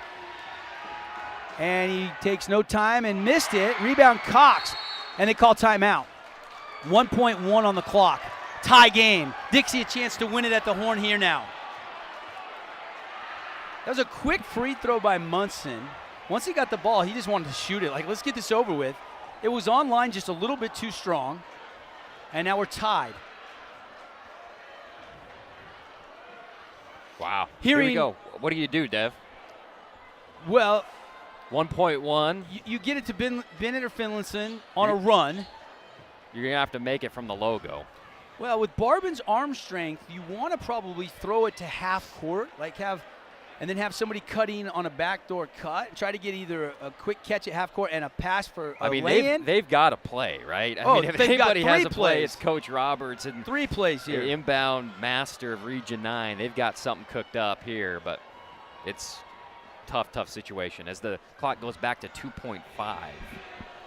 Yeah, they called a lot better than 1.1. They called the timeout, Coach Roberts, as soon as he rebounded it. And Coach Allred is asking why so much time added back. It's almost like, what was he when he was shooting? What was the clock at?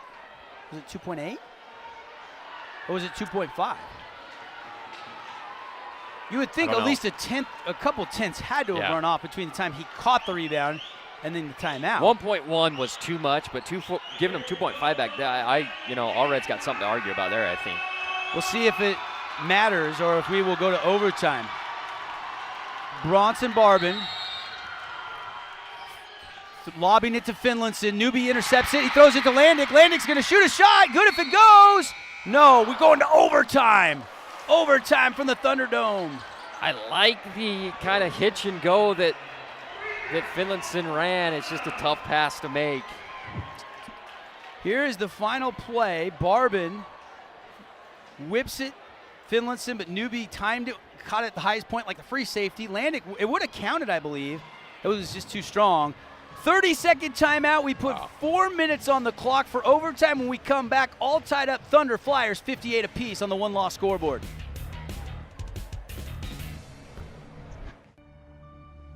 There's a rush coming. Can you feel it?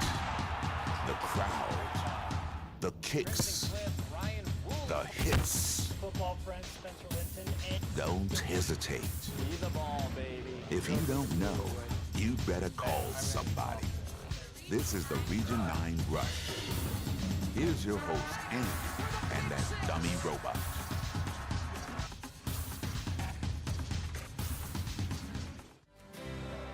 That one day at PE. Hey, we're back. And we haven't settled anything. 58-58, Thunder Flyers. Only appropriate this game went to overtime, huh, Andy? Incredible. I mean, first half awesome by Desert Girls, second half awesome by Dixie, and then awesome by everybody in the fourth quarter. I thought the play drawn up was good. It was just intercepted by Newby, and then Landick at a time was amazed that didn't go in. You know, we were talking about Cedar Crimson now. We thought it would be 80-81. Yeah. 80-78. Yeah. Final score, Cedar wins over Crimson tonight. Another instant classic. I guess there was an intentional foul called against the Mustangs with 13 seconds left. Free throws were made, and they will win it tonight over the Mustangs. Nice win for the Reds. Of course, Desert Hills will play them on Friday. Dixie will play Pineview in the regular season finale. But here, the tip won by the Thunder. Landick kicks to the corner. Judkins whip it back out top to Holmes. Peyton to Reggie, gets it back. 20 seconds into overtime.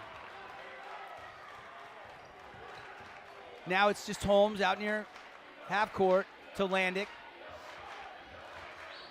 Landick starts to put it on a bounce, starts to go to a little between the legs. They switch. He whips it back to Judkins, pump fake the three, and EB tries to steal it as he deflected it, diving, and there's a hustle play from EB. It'll still be Thunder basketball. But you got to love the heart of this number 5 wearing blue. He's been on the floor a lot tonight, as always. Landon grabs the inbound. Slow walk here. 3:15 left. 4 minutes overtime, not that much. I don't have the statewide statistics on who scores first in overtime, but I bet they'll win it about 60% of the time. Maybe a foul, no call. Holmes will go to a pivot, whip out. Newby passes on a 3, over to Landick. He'll take a deep 3, and this one's not good, and Cox grabs the rebound. He traveled, but he called for a foul, and I don't know who fouled him because Cox was losing his balance, and Judkins was already on the ground. There's just bodies strewn all over the place. I mean, Holmes gets thrown into the ground, and then Cox falls on top of him. I don't know. Who's the foul on? They called it on Judkins. Yeah, you sort that one out. I have no idea. I mean, yeah, it's a tough job these refs have. A lot of stuff happened on that play. Well, you can only see and call what you think you see. I'm not criticizing. I'm just saying I don't know how Judkins maybe it came before he was on the ground. But you love the intensity regardless. I mean, everybody's fighting for every loose ball rebound. It is a true 1-and-1, and he got the first, and Man, that breaks the tie. Game of the year for Barbin. I mean, holy cow. Barbin has the first overtime bucket. He's got 9 tonight. All 9 have come in the second half, or now in overtime. The official went over to Coach Allred. I don't know what that was about. And Barbin will have one more. And Barbin missed the second one. 1 point lead. Landick grabs the rebound. And he'll slow walk it up. And finally walk it across half court. 59-58. Dixie leads by 1. Desert Hills has possession. Holmes with it to Landick. Landick will back it out. Barbin now guarding him. Landick's going to take another 3. He just missed from there, but he doesn't miss this one. Landick with a big-time Team D3. That's his spot, and that is, even though it's contested and it's not off a pass or whatever, that's a great shot with this kid. It was Amazing. patient. He was patient, and hit it. 2-point lead for Desert Hills. 61-59 on the one-loss scoreboard. Backdoor cut. Bennett charged. And Newby came over, and Newby's fired up. That was sneaky. Smart play by Newby. It was a great pass by Cox. He had to put some mustard on it to beat Judkins. Is he there in time? You be the judge. Official says yes, we go with it.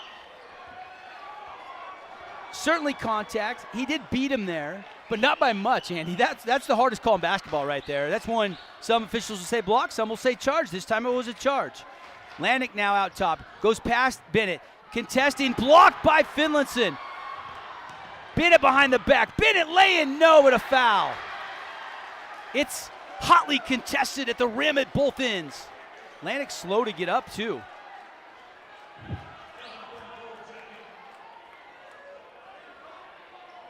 Landick hit the deck. That allowed a fast break opportunity. Bennett, look at the fluid behind the back.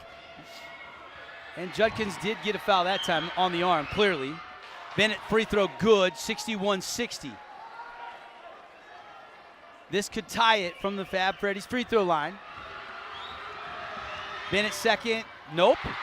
Desert Hills will retain the lead. 61-60, Holmes out top guarded by Forsey. Holmes gets it to Judkins guarded by Barbin.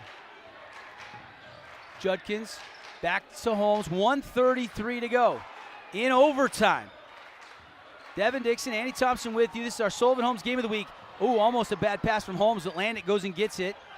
Landick, Bennett, contact, no call. Whip pass, 3 by Newby in the air. Got it, Reggie Newby from downtown. Dagger, as Coach Allred will take a timeout right after the 3. Well, I think what we saw before the play was, remember when Bennett got away with a little flop earlier in the game? That time the officials let it go, didn't call a foul, and that allowed Landick to have an advantage to kick it to Newby for the open corner 3. Yep. Clearly Desert Hills wanted an offensive foul called on Landick there.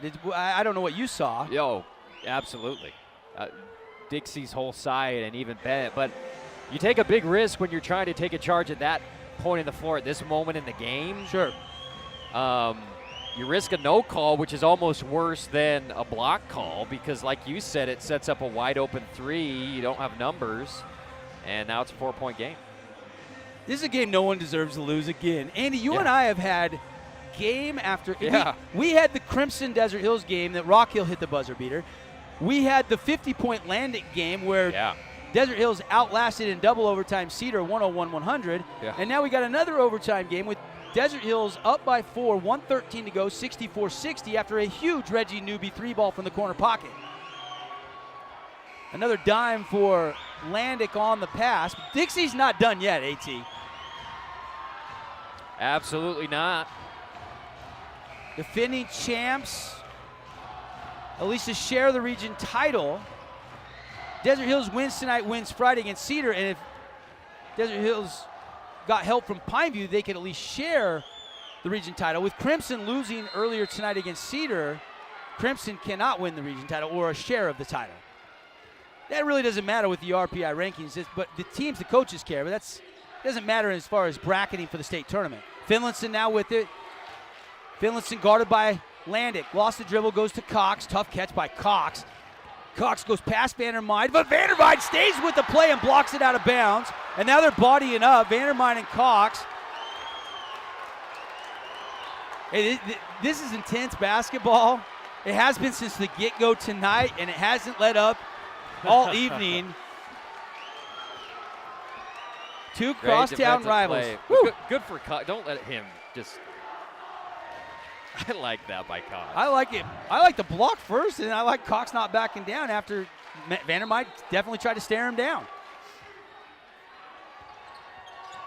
And now a shot and a rebound on a timeout by Landic on the deck. Are you kidding me? Incredible play. Landic tried to take the charge. Finlayson shoots it with nobody in his face. The ball lands in Landic's lap, laying on the ground. And then Landic calls timeout. That's a heads-up play by Mason Landic, folks. Nobody's getting the flop call tonight, AT. Yeah, there've been a few of them in big moments just not being called. You know, some people don't like the flop, but I grew up watching John Stockton and Karl Malone, and there was nobody better that was as strong and big as Karl Malone, but Karl Malone used to sell fouls left and right. We've seen Bennett do it a couple times tonight. We've seen Landic try to do it there. I mean, any time you can draw the whistle in an overtime game, you'll take it. That almost cost Landic, though, in reality, because if Finlayson makes that shot, it's back to a 2-point point game. Instead, he ends up grabbing the rebound on the court and getting the timeout. 52 seconds to go on the Nets on Fire clock. Inbound to Holmes. They try to trap him. He throws it away. He throws it to Bennett.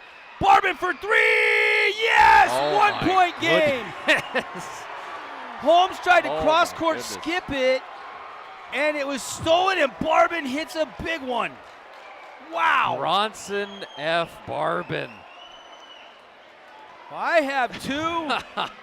Well, how about the play by Bennett? You know, the double team was coming, so Holmes felt that. So he tries to jump past that. Across the court. And that's a dangerous pass, and that's what happened. That almost looked like what we saw at the end of the third quarter that cut it to a 7-point deficit when Barbin hit another three. You mentioned Barbin's having a monster game. I thought he could be one of those X factors. You know, Martin was doing some Region 9 Rapid Fire in our pregame show, and we were talking about guys that could be an X factor, and Barbin has 12 tonight off the bench. And he hasn't come out of the game. Since he made that big three to end the, the third quarter, he's been in the game. They're going smaller and haven't used Big Al or Webb, and it's been Barbin mainly playing the 5 most of the night. Yeah. But he's not really, he's like a stretch 5 of all stretch 5s. And it's Newby, Landic, Holmes, Judkins, Vandermeide. Desert Hill still has a 64-63 lead, but that was a big-time three by Double B, BB, Bronson Barbin. Newby to trigger it in. Full court press shown. And it will be applied. We're in overtime. They get it into Landick. Landick quickly goes to a dribble. Landick is fouled out top. Mandruga. And that means Landick will shoot 2 with the clock stopped with 41 seconds to go. That's the guy you want to get it inbounds to. Yeah, exactly.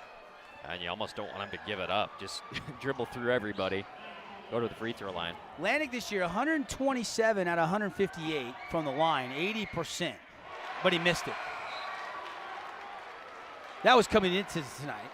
But tonight, after that miss, he was just 1 for 3. He's got 18 tonight. And he has another here, and he got that one. Lead is now 2. And Landick's got 19. 38 seconds to go. Finlayson's going to take a quick 3. Missed it. Rebound knocked around. And Landick and Bennett hit the deck, and they're going to call it on Ethan Bennett, I think. And Landick will head down for free throws. You love Bennett. He's flying in on every play to make a rebound. That time, though, I think they got the right call. Super physical. Yeah, we'll see here.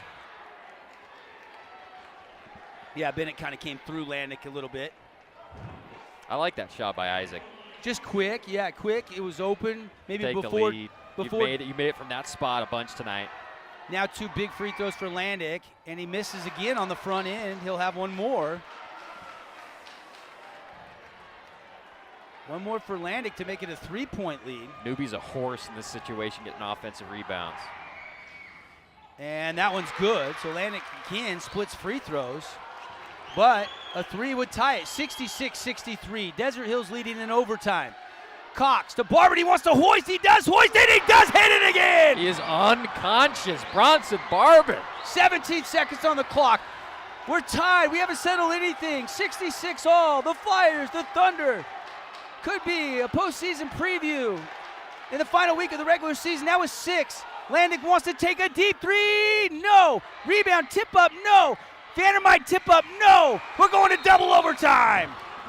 Bronson Barber. I can't get over it. Unbelievable. 7 of the Flyers, 8 in overtime out of the hand of Bronson Barber. And we are tied at 66 all. Stay with this overtime coming up when we come back on your Region 9 network. 3 months ago, there weren't enough masks. We were desperately sourcing from all over the world. People were making face coverings from scarves, bandanas, and bits of fabric.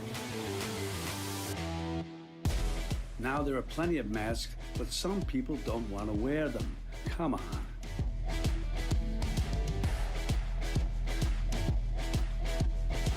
Mask up, America. Because of you, I feel not alone in this world. And you let me know that it only takes one person to make you feel wanted.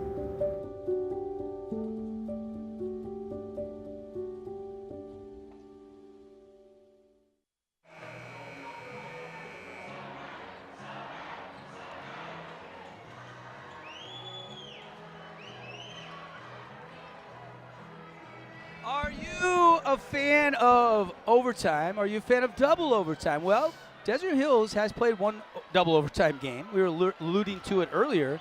And they won that game 101-100 against Cedar. And that was, 3 weeks ago, basically. And now we go to double overtime again. Tip is won by Finlayson. It's saved by Cox, and then it's poked free by Landick. He saves it off the foot of Forsey. Grabbed by Vandermeid. Vandermeid is going to lay it in and a foul. It's wild at the Thunderdome. Thor's hammer strikes on an inbound wild sequence. What a tough finish by Vandermeid after a scrum several times. Crazy save there. Hustle by Landick. Great job by Landick. Ball gets kicked right to Vandermeid. Sometimes you just need a lucky bounce, folks. But it's created by what? Hustle plays. Yeah. And both these teams have had plenty of hustle tonight. Neither team wants to lose this game. This is one of those bittersweet games for us, covering both these teams all year long. And Vandermeid, the old-fashioned three-point play. That was clutch. 5 on the night for Vandermeide. Out top, Cox goes low to Bennett. Guarded by Judkins. Baby left hook. Left it short. Rebound Judkins. Good defense by Judkins. Good wheel there by Bennett. Just left it a little short. Oh, he's got that whirlybird spin move. It's just as good as anybody. When he spins it, just couldn't finish it. 69-66. Thunder have the 3-point lead. 3:18 left in double OT. Judkins out top. Whip pass to Holmes. Holmes triple threat now, puts it on a dribble drive back to Judkins. Judkins bounces it to Landick. Landick backs it out. Now we'll jump pass it. Uh-oh, mistake by Landick right to Jeffrey Cox. Don't know what he saw there. Me neither. Chest high. Finlayson wants to tie the game. Tip. Blocked out of his hand. Loose ball rebound called on who? Judkins? Cox thinks it's on Judkins, and it is on Justin Judkins.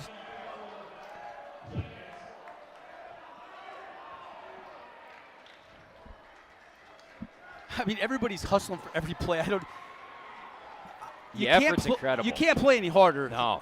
If you're Coach Allred, you're Coach Roberts, you're really proud of the effort tonight for both teams. Cox with some big ones from the Freddy's free throw line, and that was the last true 1-and-1, and he missed it. Next foul will put him in the double bonus. Landick will walk it across half court. Holmes to Vandermeide. Right now, Munson getting a breather. Landick. And Landick lost it out of bounds. They say last touch by Landick. Did Bennett touch that? I don't know. That's what Landick's saying, but Landick got away with an off-arm grab here on the crossover. That's off Landick. Yeah. I don't think it touched Bennett.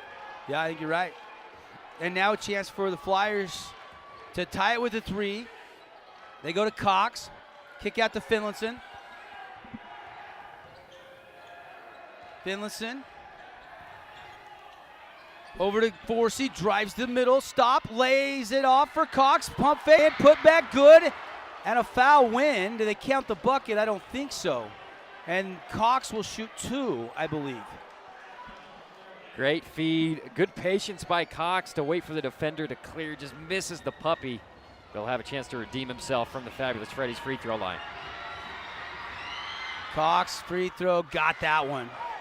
So he missed that 1-and-1, but got that first one there. Back to a 2-point lead for the Thunder. What a pass by Forsey on that.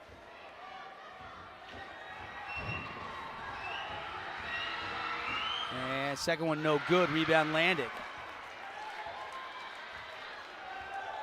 His free throws have been key for both teams. Landick across half court. Under 2 minutes to play. Eventually we will get to our Johnson Pediatric Dentistry postgame show. Whip pass to Judkins, nobody there. He's going to go right to the rim, and they're going to call an offensive foul on Judkins? Wow. I don't know about that one. He attacks here. Nobody's anywhere near him. I don't know. I mean, maybe they're saying his off arm, but it wasn't a foul on Barbin. He was straight up. A no call would have been no maybe call, probably apropos. better. So that is it for Justin Judkins. You saw him put his jersey up. You see Bennett and Judkins with some sportsmanship. Those are two of the hard-nosed competitors in Region 9, showing a little respect for each other over there. I mean, Judkins, what is he supposed to do? When he turned, there was nobody there, so he goes attack mode. I'm looking at his off arm. No, there's nothing. But That's Barbin is, my point from tough that call. angle is Barbin set. He is, that's the judgment call. I think he's going straight up. He's got a right to his space there. I think it's probably a no call. I would agree. But it was called, and it fouls out Justin Judkins with 1:40 left in overtime. And now Dixie, down by 2, takes back over. That's a huge call in a pivotal moment. See if the Flyers can capitalize. Bennett holding out top. EB to the corner to Cox, gets it right back. Bennett, dribble drive, kick out. Barbin, another 3, he's been on fire. Not gonna make that one, he left it just a little short. Big rebound, Newby. They get it to Landick. Landick spins out of a double team, across half court, whips it to the corner. McMillan drives to the baseline. An offensive foul. McMillan tried to pivot out of it. Wow. I'd love to see that one again. That looked like McMillan sensed he was going to get a charge call, so he tries to stop. Did he extend the arm? Yeah, Did he extend the arm? Yeah, left arm. Yep. That's what the official saw. And now a tip and a steal by the Thunder. An errant pass. And now a whistle and a foul by Barber as he tried to poke it away from the backside from Landick. And Landick will shoot some big free throws with 55 seconds left on the Nets on fire clock in double overtime. This doesn't happen to Dixie a lot. Holmes. Bad pass. Great job by Holmes. Yep, got a tip. Forsey trying to go. We've seen a couple dangerous passes that have not worked out for both teams in crunch time. And that is it for Barban. What a heck of a night for Barban, but he is now fouled out, which is bound to happen in double overtime. Barban hit 4 threes tonight, ends the night with 15 points by my count, which is unofficial. And free throw good by Landick to make it a 70-67 lead for the Thunder. And a good look for Barban, too. Finally, he misses one, but really good possession by Dixie to set that up as Landick drills the second one. Yeah, and that's after Landick missed a couple, went 2 for 4 in the first OT. He has his first double OT points as he swishes them both. Cox, catch and shoot, high arcing three, too strong. Rebound tipped around, Vandermine grabs it. He'll give it to Landick. Landick racing ahead and bumped by Forsey, and Landick will go back to the line to try to extend the lead. Good look from Cox, he was right on. Landick's just so tough late in games.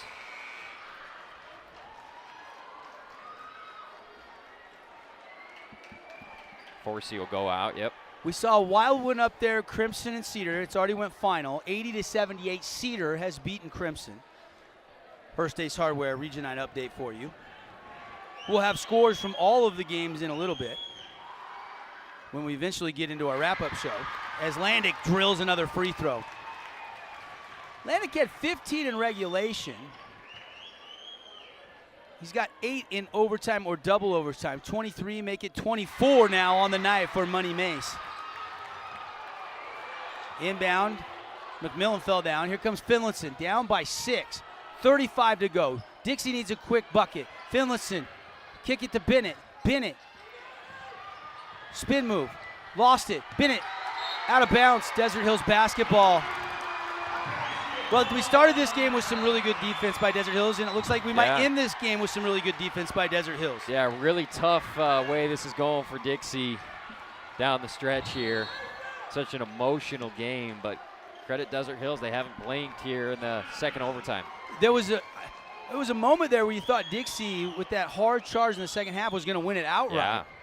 But at the end of regulation, Landick hit a big three, and then Newby hit another big three.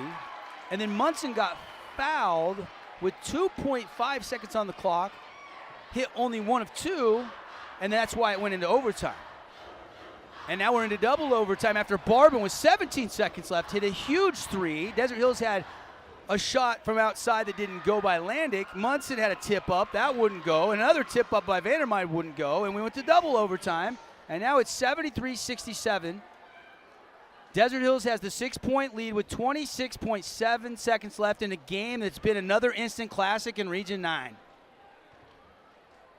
I feel like you and I are living a charmed life. It's been a great year. We have had so many games that have just been spectacular. So Landick has, what did I say, 25. Finlayson hasn't scored in overtime. In fact, he scored his 23rd point fairly early into the fourth quarter. But with Barban and Bennett and Cox kind of picking up the scoring late, if Dixie's going to win this game, they're going to need a couple of Finlayson threes, you got to believe. And some missed free throws. And it'll be, let's see, is it Landick back to the line? I think they're inbounding. Oh, it's just to trigger it in? I thought it was, no, Holmes is at the line. Oh, Holmes is, there was a, a tech? Did we miss a technical? I think so, because I didn't see it, but Holmes has cleared the lane and he's shooting it and it's in. Well, if that's the case, that'll probably do it because it's 2 shots in the possession. I didn't catch the technical. Maybe we'll get a replay for our great CEC crew. Lauren producing tonight. Congratulations to Lauren really soon with a new addition to the family. James and the rest of the crew on CEC bringing you the pictures. I didn't see the technical, Andy. I apologize to our viewers. Maybe they saw it. I was counting some statistics up. Yeah, I don't know what I was doing. I didn't see it either. Triggered in, newbie to Holmes. Finlayson will foul, 24.2, 75-68. Desert Hills looks like they're going to win this game. I never want to say it's over till it's over in Region 9, though, because as I always say, every week you can expect the unexpected in this wild, wacky Region 9. And I'm still mad that the state is changing it to Region 10 next year from Region 9. I like Region 9. I don't know. 10's better than 9. At least if you have $10, it's better than $9. How can I spend that as a positive AT? I don't know if you can. We've been branding Region 9, Region 9, Region 9 for years and years and years. Finlayson's fouled out. 23 on the night, unofficially. I say that because I've miscounted earlier this season. Vandermeide will check out. So McMillan and Olsen in with Holmes, Newby, and Landick. And Holmes has had a great night. He's been tremendous, I agree. In his last regular season game in the Thunderdome, he's been the man. Holmes for one more from the Fabulous Freddy's free throw line. Got it. He is perfect tonight from the line, I believe. Maybe missed one back in the first half. And a shot up, no good. Ball saved, and it goes right to McMillan, and they're going to call a foul on the Flyers. Who'd they call that foul on? They call it on Andruga? Yeah. Madruga, the junior, called for a reach in there, and so McMillan to the line. 12 and a half seconds to go. And free throw is good, 78-67.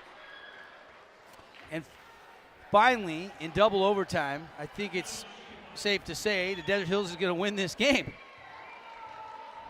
Landick is checked out. His night is done. Put in some work, though. Second free throw by McMillan, no good. Cox will bring it across half court. The Flyers don't want to foul. Shot up, no good. Tip out.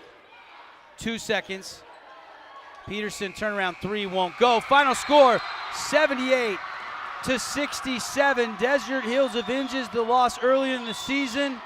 They move to 18-4. Should help their bracketing position, their RPI. A quality win tonight against the defending region and state champ Flyers, and they stay unbeaten this season here at the Thunderdome.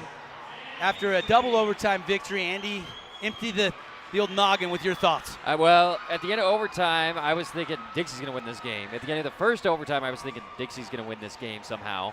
And Desert Hills just didn't let them. They were like, this is the Thunderdome. We don't lose here, so we're just going to beat you, and we're going to extend the lead and end up winning by 11 points. Gutty performance by Desert Hills. So many guys on the team had such a tremendous game, and a lot to be proud of for Coach Allred tonight. We'll get you all the recap in the wrap-up show brought to you by Johnson Pediatric Dentistry. We'll check the highlights. We'll name our Dad's Trucking Player of the Game. We'll try to pick the Appliance Wholesalers Plus Playmaker Play of the Game. All coming up after this 60-second timeout. Stay with us as we recap a 78-67 double overtime win for the Thunder over the Flyers.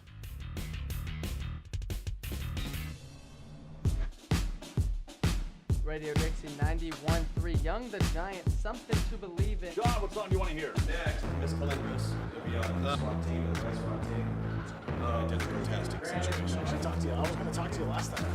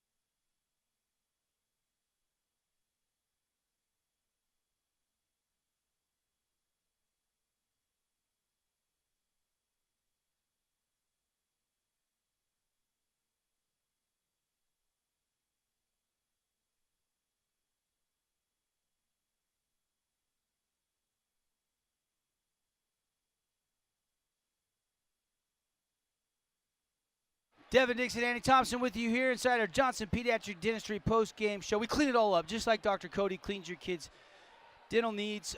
New patient special, exam, x-rays, and the cleaning, one low price, and a second location now open next to Lynn's in Washington Fields, original location on Sunset and Dixie Drive in St. George. Appreciate Dr. Cody and his staff. They make your kids feel right at home with all your dental needs. Treg Holbrook, assistant coach of the Thunder, is going to join us, and we're going to have Coach run through some highlights for you, and then we'll run down all of our statistics in another Region 9 instant classic double overtime. Andy, this is the second double overtime you and I have got here at Desert Hills as Coach Holbrook jumps on with us now. Coach, we finally get to catch our breath. That was wild, my friend. Oh, that was something else. That was a great game. Love playing these guys. Unbelievable. Had a state championship atmosphere tonight, and you guys stayed perfect at home, found a way. You guys are unbeaten on this court, but it was not easy, Coach. No, it was not. I mean, you're never going to get it easy with Dixie. Dixie is, I mean, those guys have a lot of pride, and it's a class program, and, you know, they got a lot of seniors, but we got a lot of seniors, and that's the kind of game you get when you get, you know, competitors like that. We had a lot of kids really step up tonight, and it was fun to watch them guys defend their home court and, you know, get a win over a great program. Absolutely. A character win for your program. I mean, there are several moments in the game down the stretch of regulation that the first overtime was like, okay, Dixie's kind of and your kids just didn't back down. No, that's the nice thing. We just got tough kids, mentally tough, physically tough. I thought Reggie tonight really, he just came in. I could see by the look on his eye when he walked in the gym, he just was not going to let us lose tonight.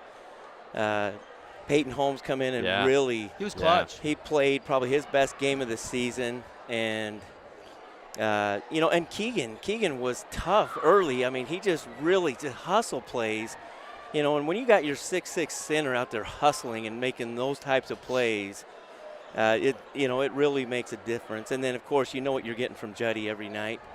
The big thing for us is we knew we had to keep them out of the paint. They, you know, if you look at their shot charts, I mean, they're 75 to 80% of their shots come in the paint at the rim. And so they just do a great job of getting downhill, and Justin really leveled Bennett off, and we, you know, as a team, we came together and really got in the gaps, and you know, they executed the game plan defensively, and that's what we needed them to do. 25 for Atlantic tonight, but you mentioned Holmes, 14, 12 for Newby, 11 for Munson. So 4 Thunder players in double figures. Finlayson ended with 23, but didn't score in overtime. Barbin had 15 huge points, including the 3 that sent it into double overtime with like 17 seconds left. Coach, hang out with us. Let's check the highlights, and you can help us kind of depict some of the big plays and big moments in the second half. They came out and made an early run right out of the gate in that second half when you guys had that 13-point lead. Yeah, and you knew they would. I knew Isaac would come out, and you know, once he saw the ball go through the hoop a couple times, his confidence got there, and he was 0 for 6 from downtown in the first half. He hit 3 third-quarter threes, just like you said. He started to heat up. Bennett's going to push in transition. Cox didn't score much in the first half, but he had a nice second half for the Flyers. Yeah, he's tough for them. Atlantic hit a couple from the parking lot. He hit some tough ones, doesn't he? He is not shy about putting that thing up. Him and Finlayson were battling all night long, and they were matched up quite a bit more tonight than I thought they might be. Yeah. The 2 leading scorers in the region did not disappoint. Anytime we tried to put somebody else on it, Mason vetoed us. He wanted to guard Isaac tonight, and he's so good at breaking down the defense. So good. I mean, that's the thing we tell him. There's a lot of times where he settles for threes when, you know, we're like, get to the rim. They just, you know, they have a difficult time guarding him. That was a big shot by Barbin. I mean, that kid's just a clutch player. He's probably the one junior that's playing for him, and yeah, that 3 cut it to 7 going to the fourth quarter. There's another one. Look at him. He just shoots with confidence. He is one of the kids that has got – he kind of had to shake the football rust off early in the season, but he gets better every time I see Bronson Barbin. There's no question. Atlantic with the bucket there. A couple of his 25, a game high, and then Finlayson another dagger 3. That tied it, I think, 60-60. And Finlayson with a mid-range J. And then in transition, that shot doesn't go, but Cox with the rebound and got the putback. This was crunch time down the stretch. Newby. Man, he hits big shots. Cox at the rim, and back and forth we go. Yeah. Carson had some great passes in there for us. He get in the lane and just make the right play every time. That was a big steal and finish, because at that point you guys were on the ropes a little bit. And then Landick hits a big three to start overtime. This isn't the start of overtime, the first overtime. Finlinson a block on defense. But that was a big corner three by Reggie. And a great find by Mason. There was a couple times where Bennett was trying to sell a foul and Landick was trying to, and they just let him play on. Yeah, I like it when they do that. I like it when they let him play. Another big three. That was 17 seconds left. Barbin again. Yeah, he hit, 4 threes in that second half for overtime. This was the wild start of second overtime. Landick saves it off Forsey's foot. It goes right to Vandermeide, and he gets the N1. Yeah, that was a great play by Mason. I mean, he's a pretty gritty kid. For as much talent as he has, he really is opportunistic, and he's got a lot of grit. There was so many 50-50 loose ball hustle plays. That's why I said it kind of felt like a preview of a state semifinal or state championship game. I'm pretty sure this could be part 3 coming in a couple weeks. I would love to see that. That's how they play. I mean, I think, they all year, I think everyone that plays them plays their, they get their best game. We didn't race to the challenge when we were over there, but I knew our kids would tonight. And, we came out and got on them. But, playing a team like this makes you better. There's no doubt about it. I'm glad we had them late because it gets us ready going into the state run. We've got a great team on Friday, and they won tonight 80-78 over Crimson Cliffs. Yeah, so they're going to be at home again, and they're tough at home, and they've got a lot of seniors too. So, but this, playing these guys, I always love playing them. They're well coached. They're great kids. I mean, they're class kids. They're not going to back down. They're going to fight all the way through. And they execute. They're just they're a fun team to watch. Even coaching against them, and you got to have your best to beat them, and we really brought it tonight. Double overtime, 78-67. Thunder get the victory. 18-3, the overall record for the Thunder. 17-4 now overall, and of course the RPI is hidden. Coach, does it even matter? This win really solidifies you guys in the top 4. 1 through 4, really at that point, really probably doesn't matter, and now we go to the playoffs. But one more regular season game first. Yeah, really at this point. I mean, there's some teams kind of in that, 7, 8, 9 spot that are really good teams that could easily be 2 or 3. So at this point, honestly, if we can get a home game, we get a bye in a home game, we're in great shape. You're going to have to beat a great team like this, team like Cedar, a team like Skyview. I mean, you're going to have to beat 2 great teams in those, in the semifinals and the championship game, and really even the quarterfinals is not going to be a gimme. So I don't think the RPI really matters. Coach, since we got you, help us out tonight. Obviously, a number of guys that could be the. Let's first start with the dad-strucking player of the game. For you guys, who do you feel like was the MVP tonight for you guys? That is a tough one. I know, because Newby hit some big buckets. Holmes did. Landick led the way. I mean, it's I got to tell hairs. you, if you put me on the spot, I mean, Landick could get that pretty much any night he plays. Reggie Newby tonight, I mean, he had a couple he took a couple charges. He went in, and even on plays he didn't get the offensive board, he kept the ball alive for one of our guys to get it. He got us some extra possessions and just, showed a great amount of leadership tonight. I think he kept our guys together and just, big shots, very, very tough, timely shots. That's who I would go with tonight. Dad's truck can play the game, Reggie Newby. If we give one to Dixie, too, probably the same way. You probably go Bronson Barbin, even though Finlinson led the way, because Barbin off the bench was clutch. He was huge. And he's a kid that, he played the whole JV game. And then he turns around and he made great plays there. But he was tough for them. He's a great defender, and he went out on the offensive glass a couple times and got them some extras.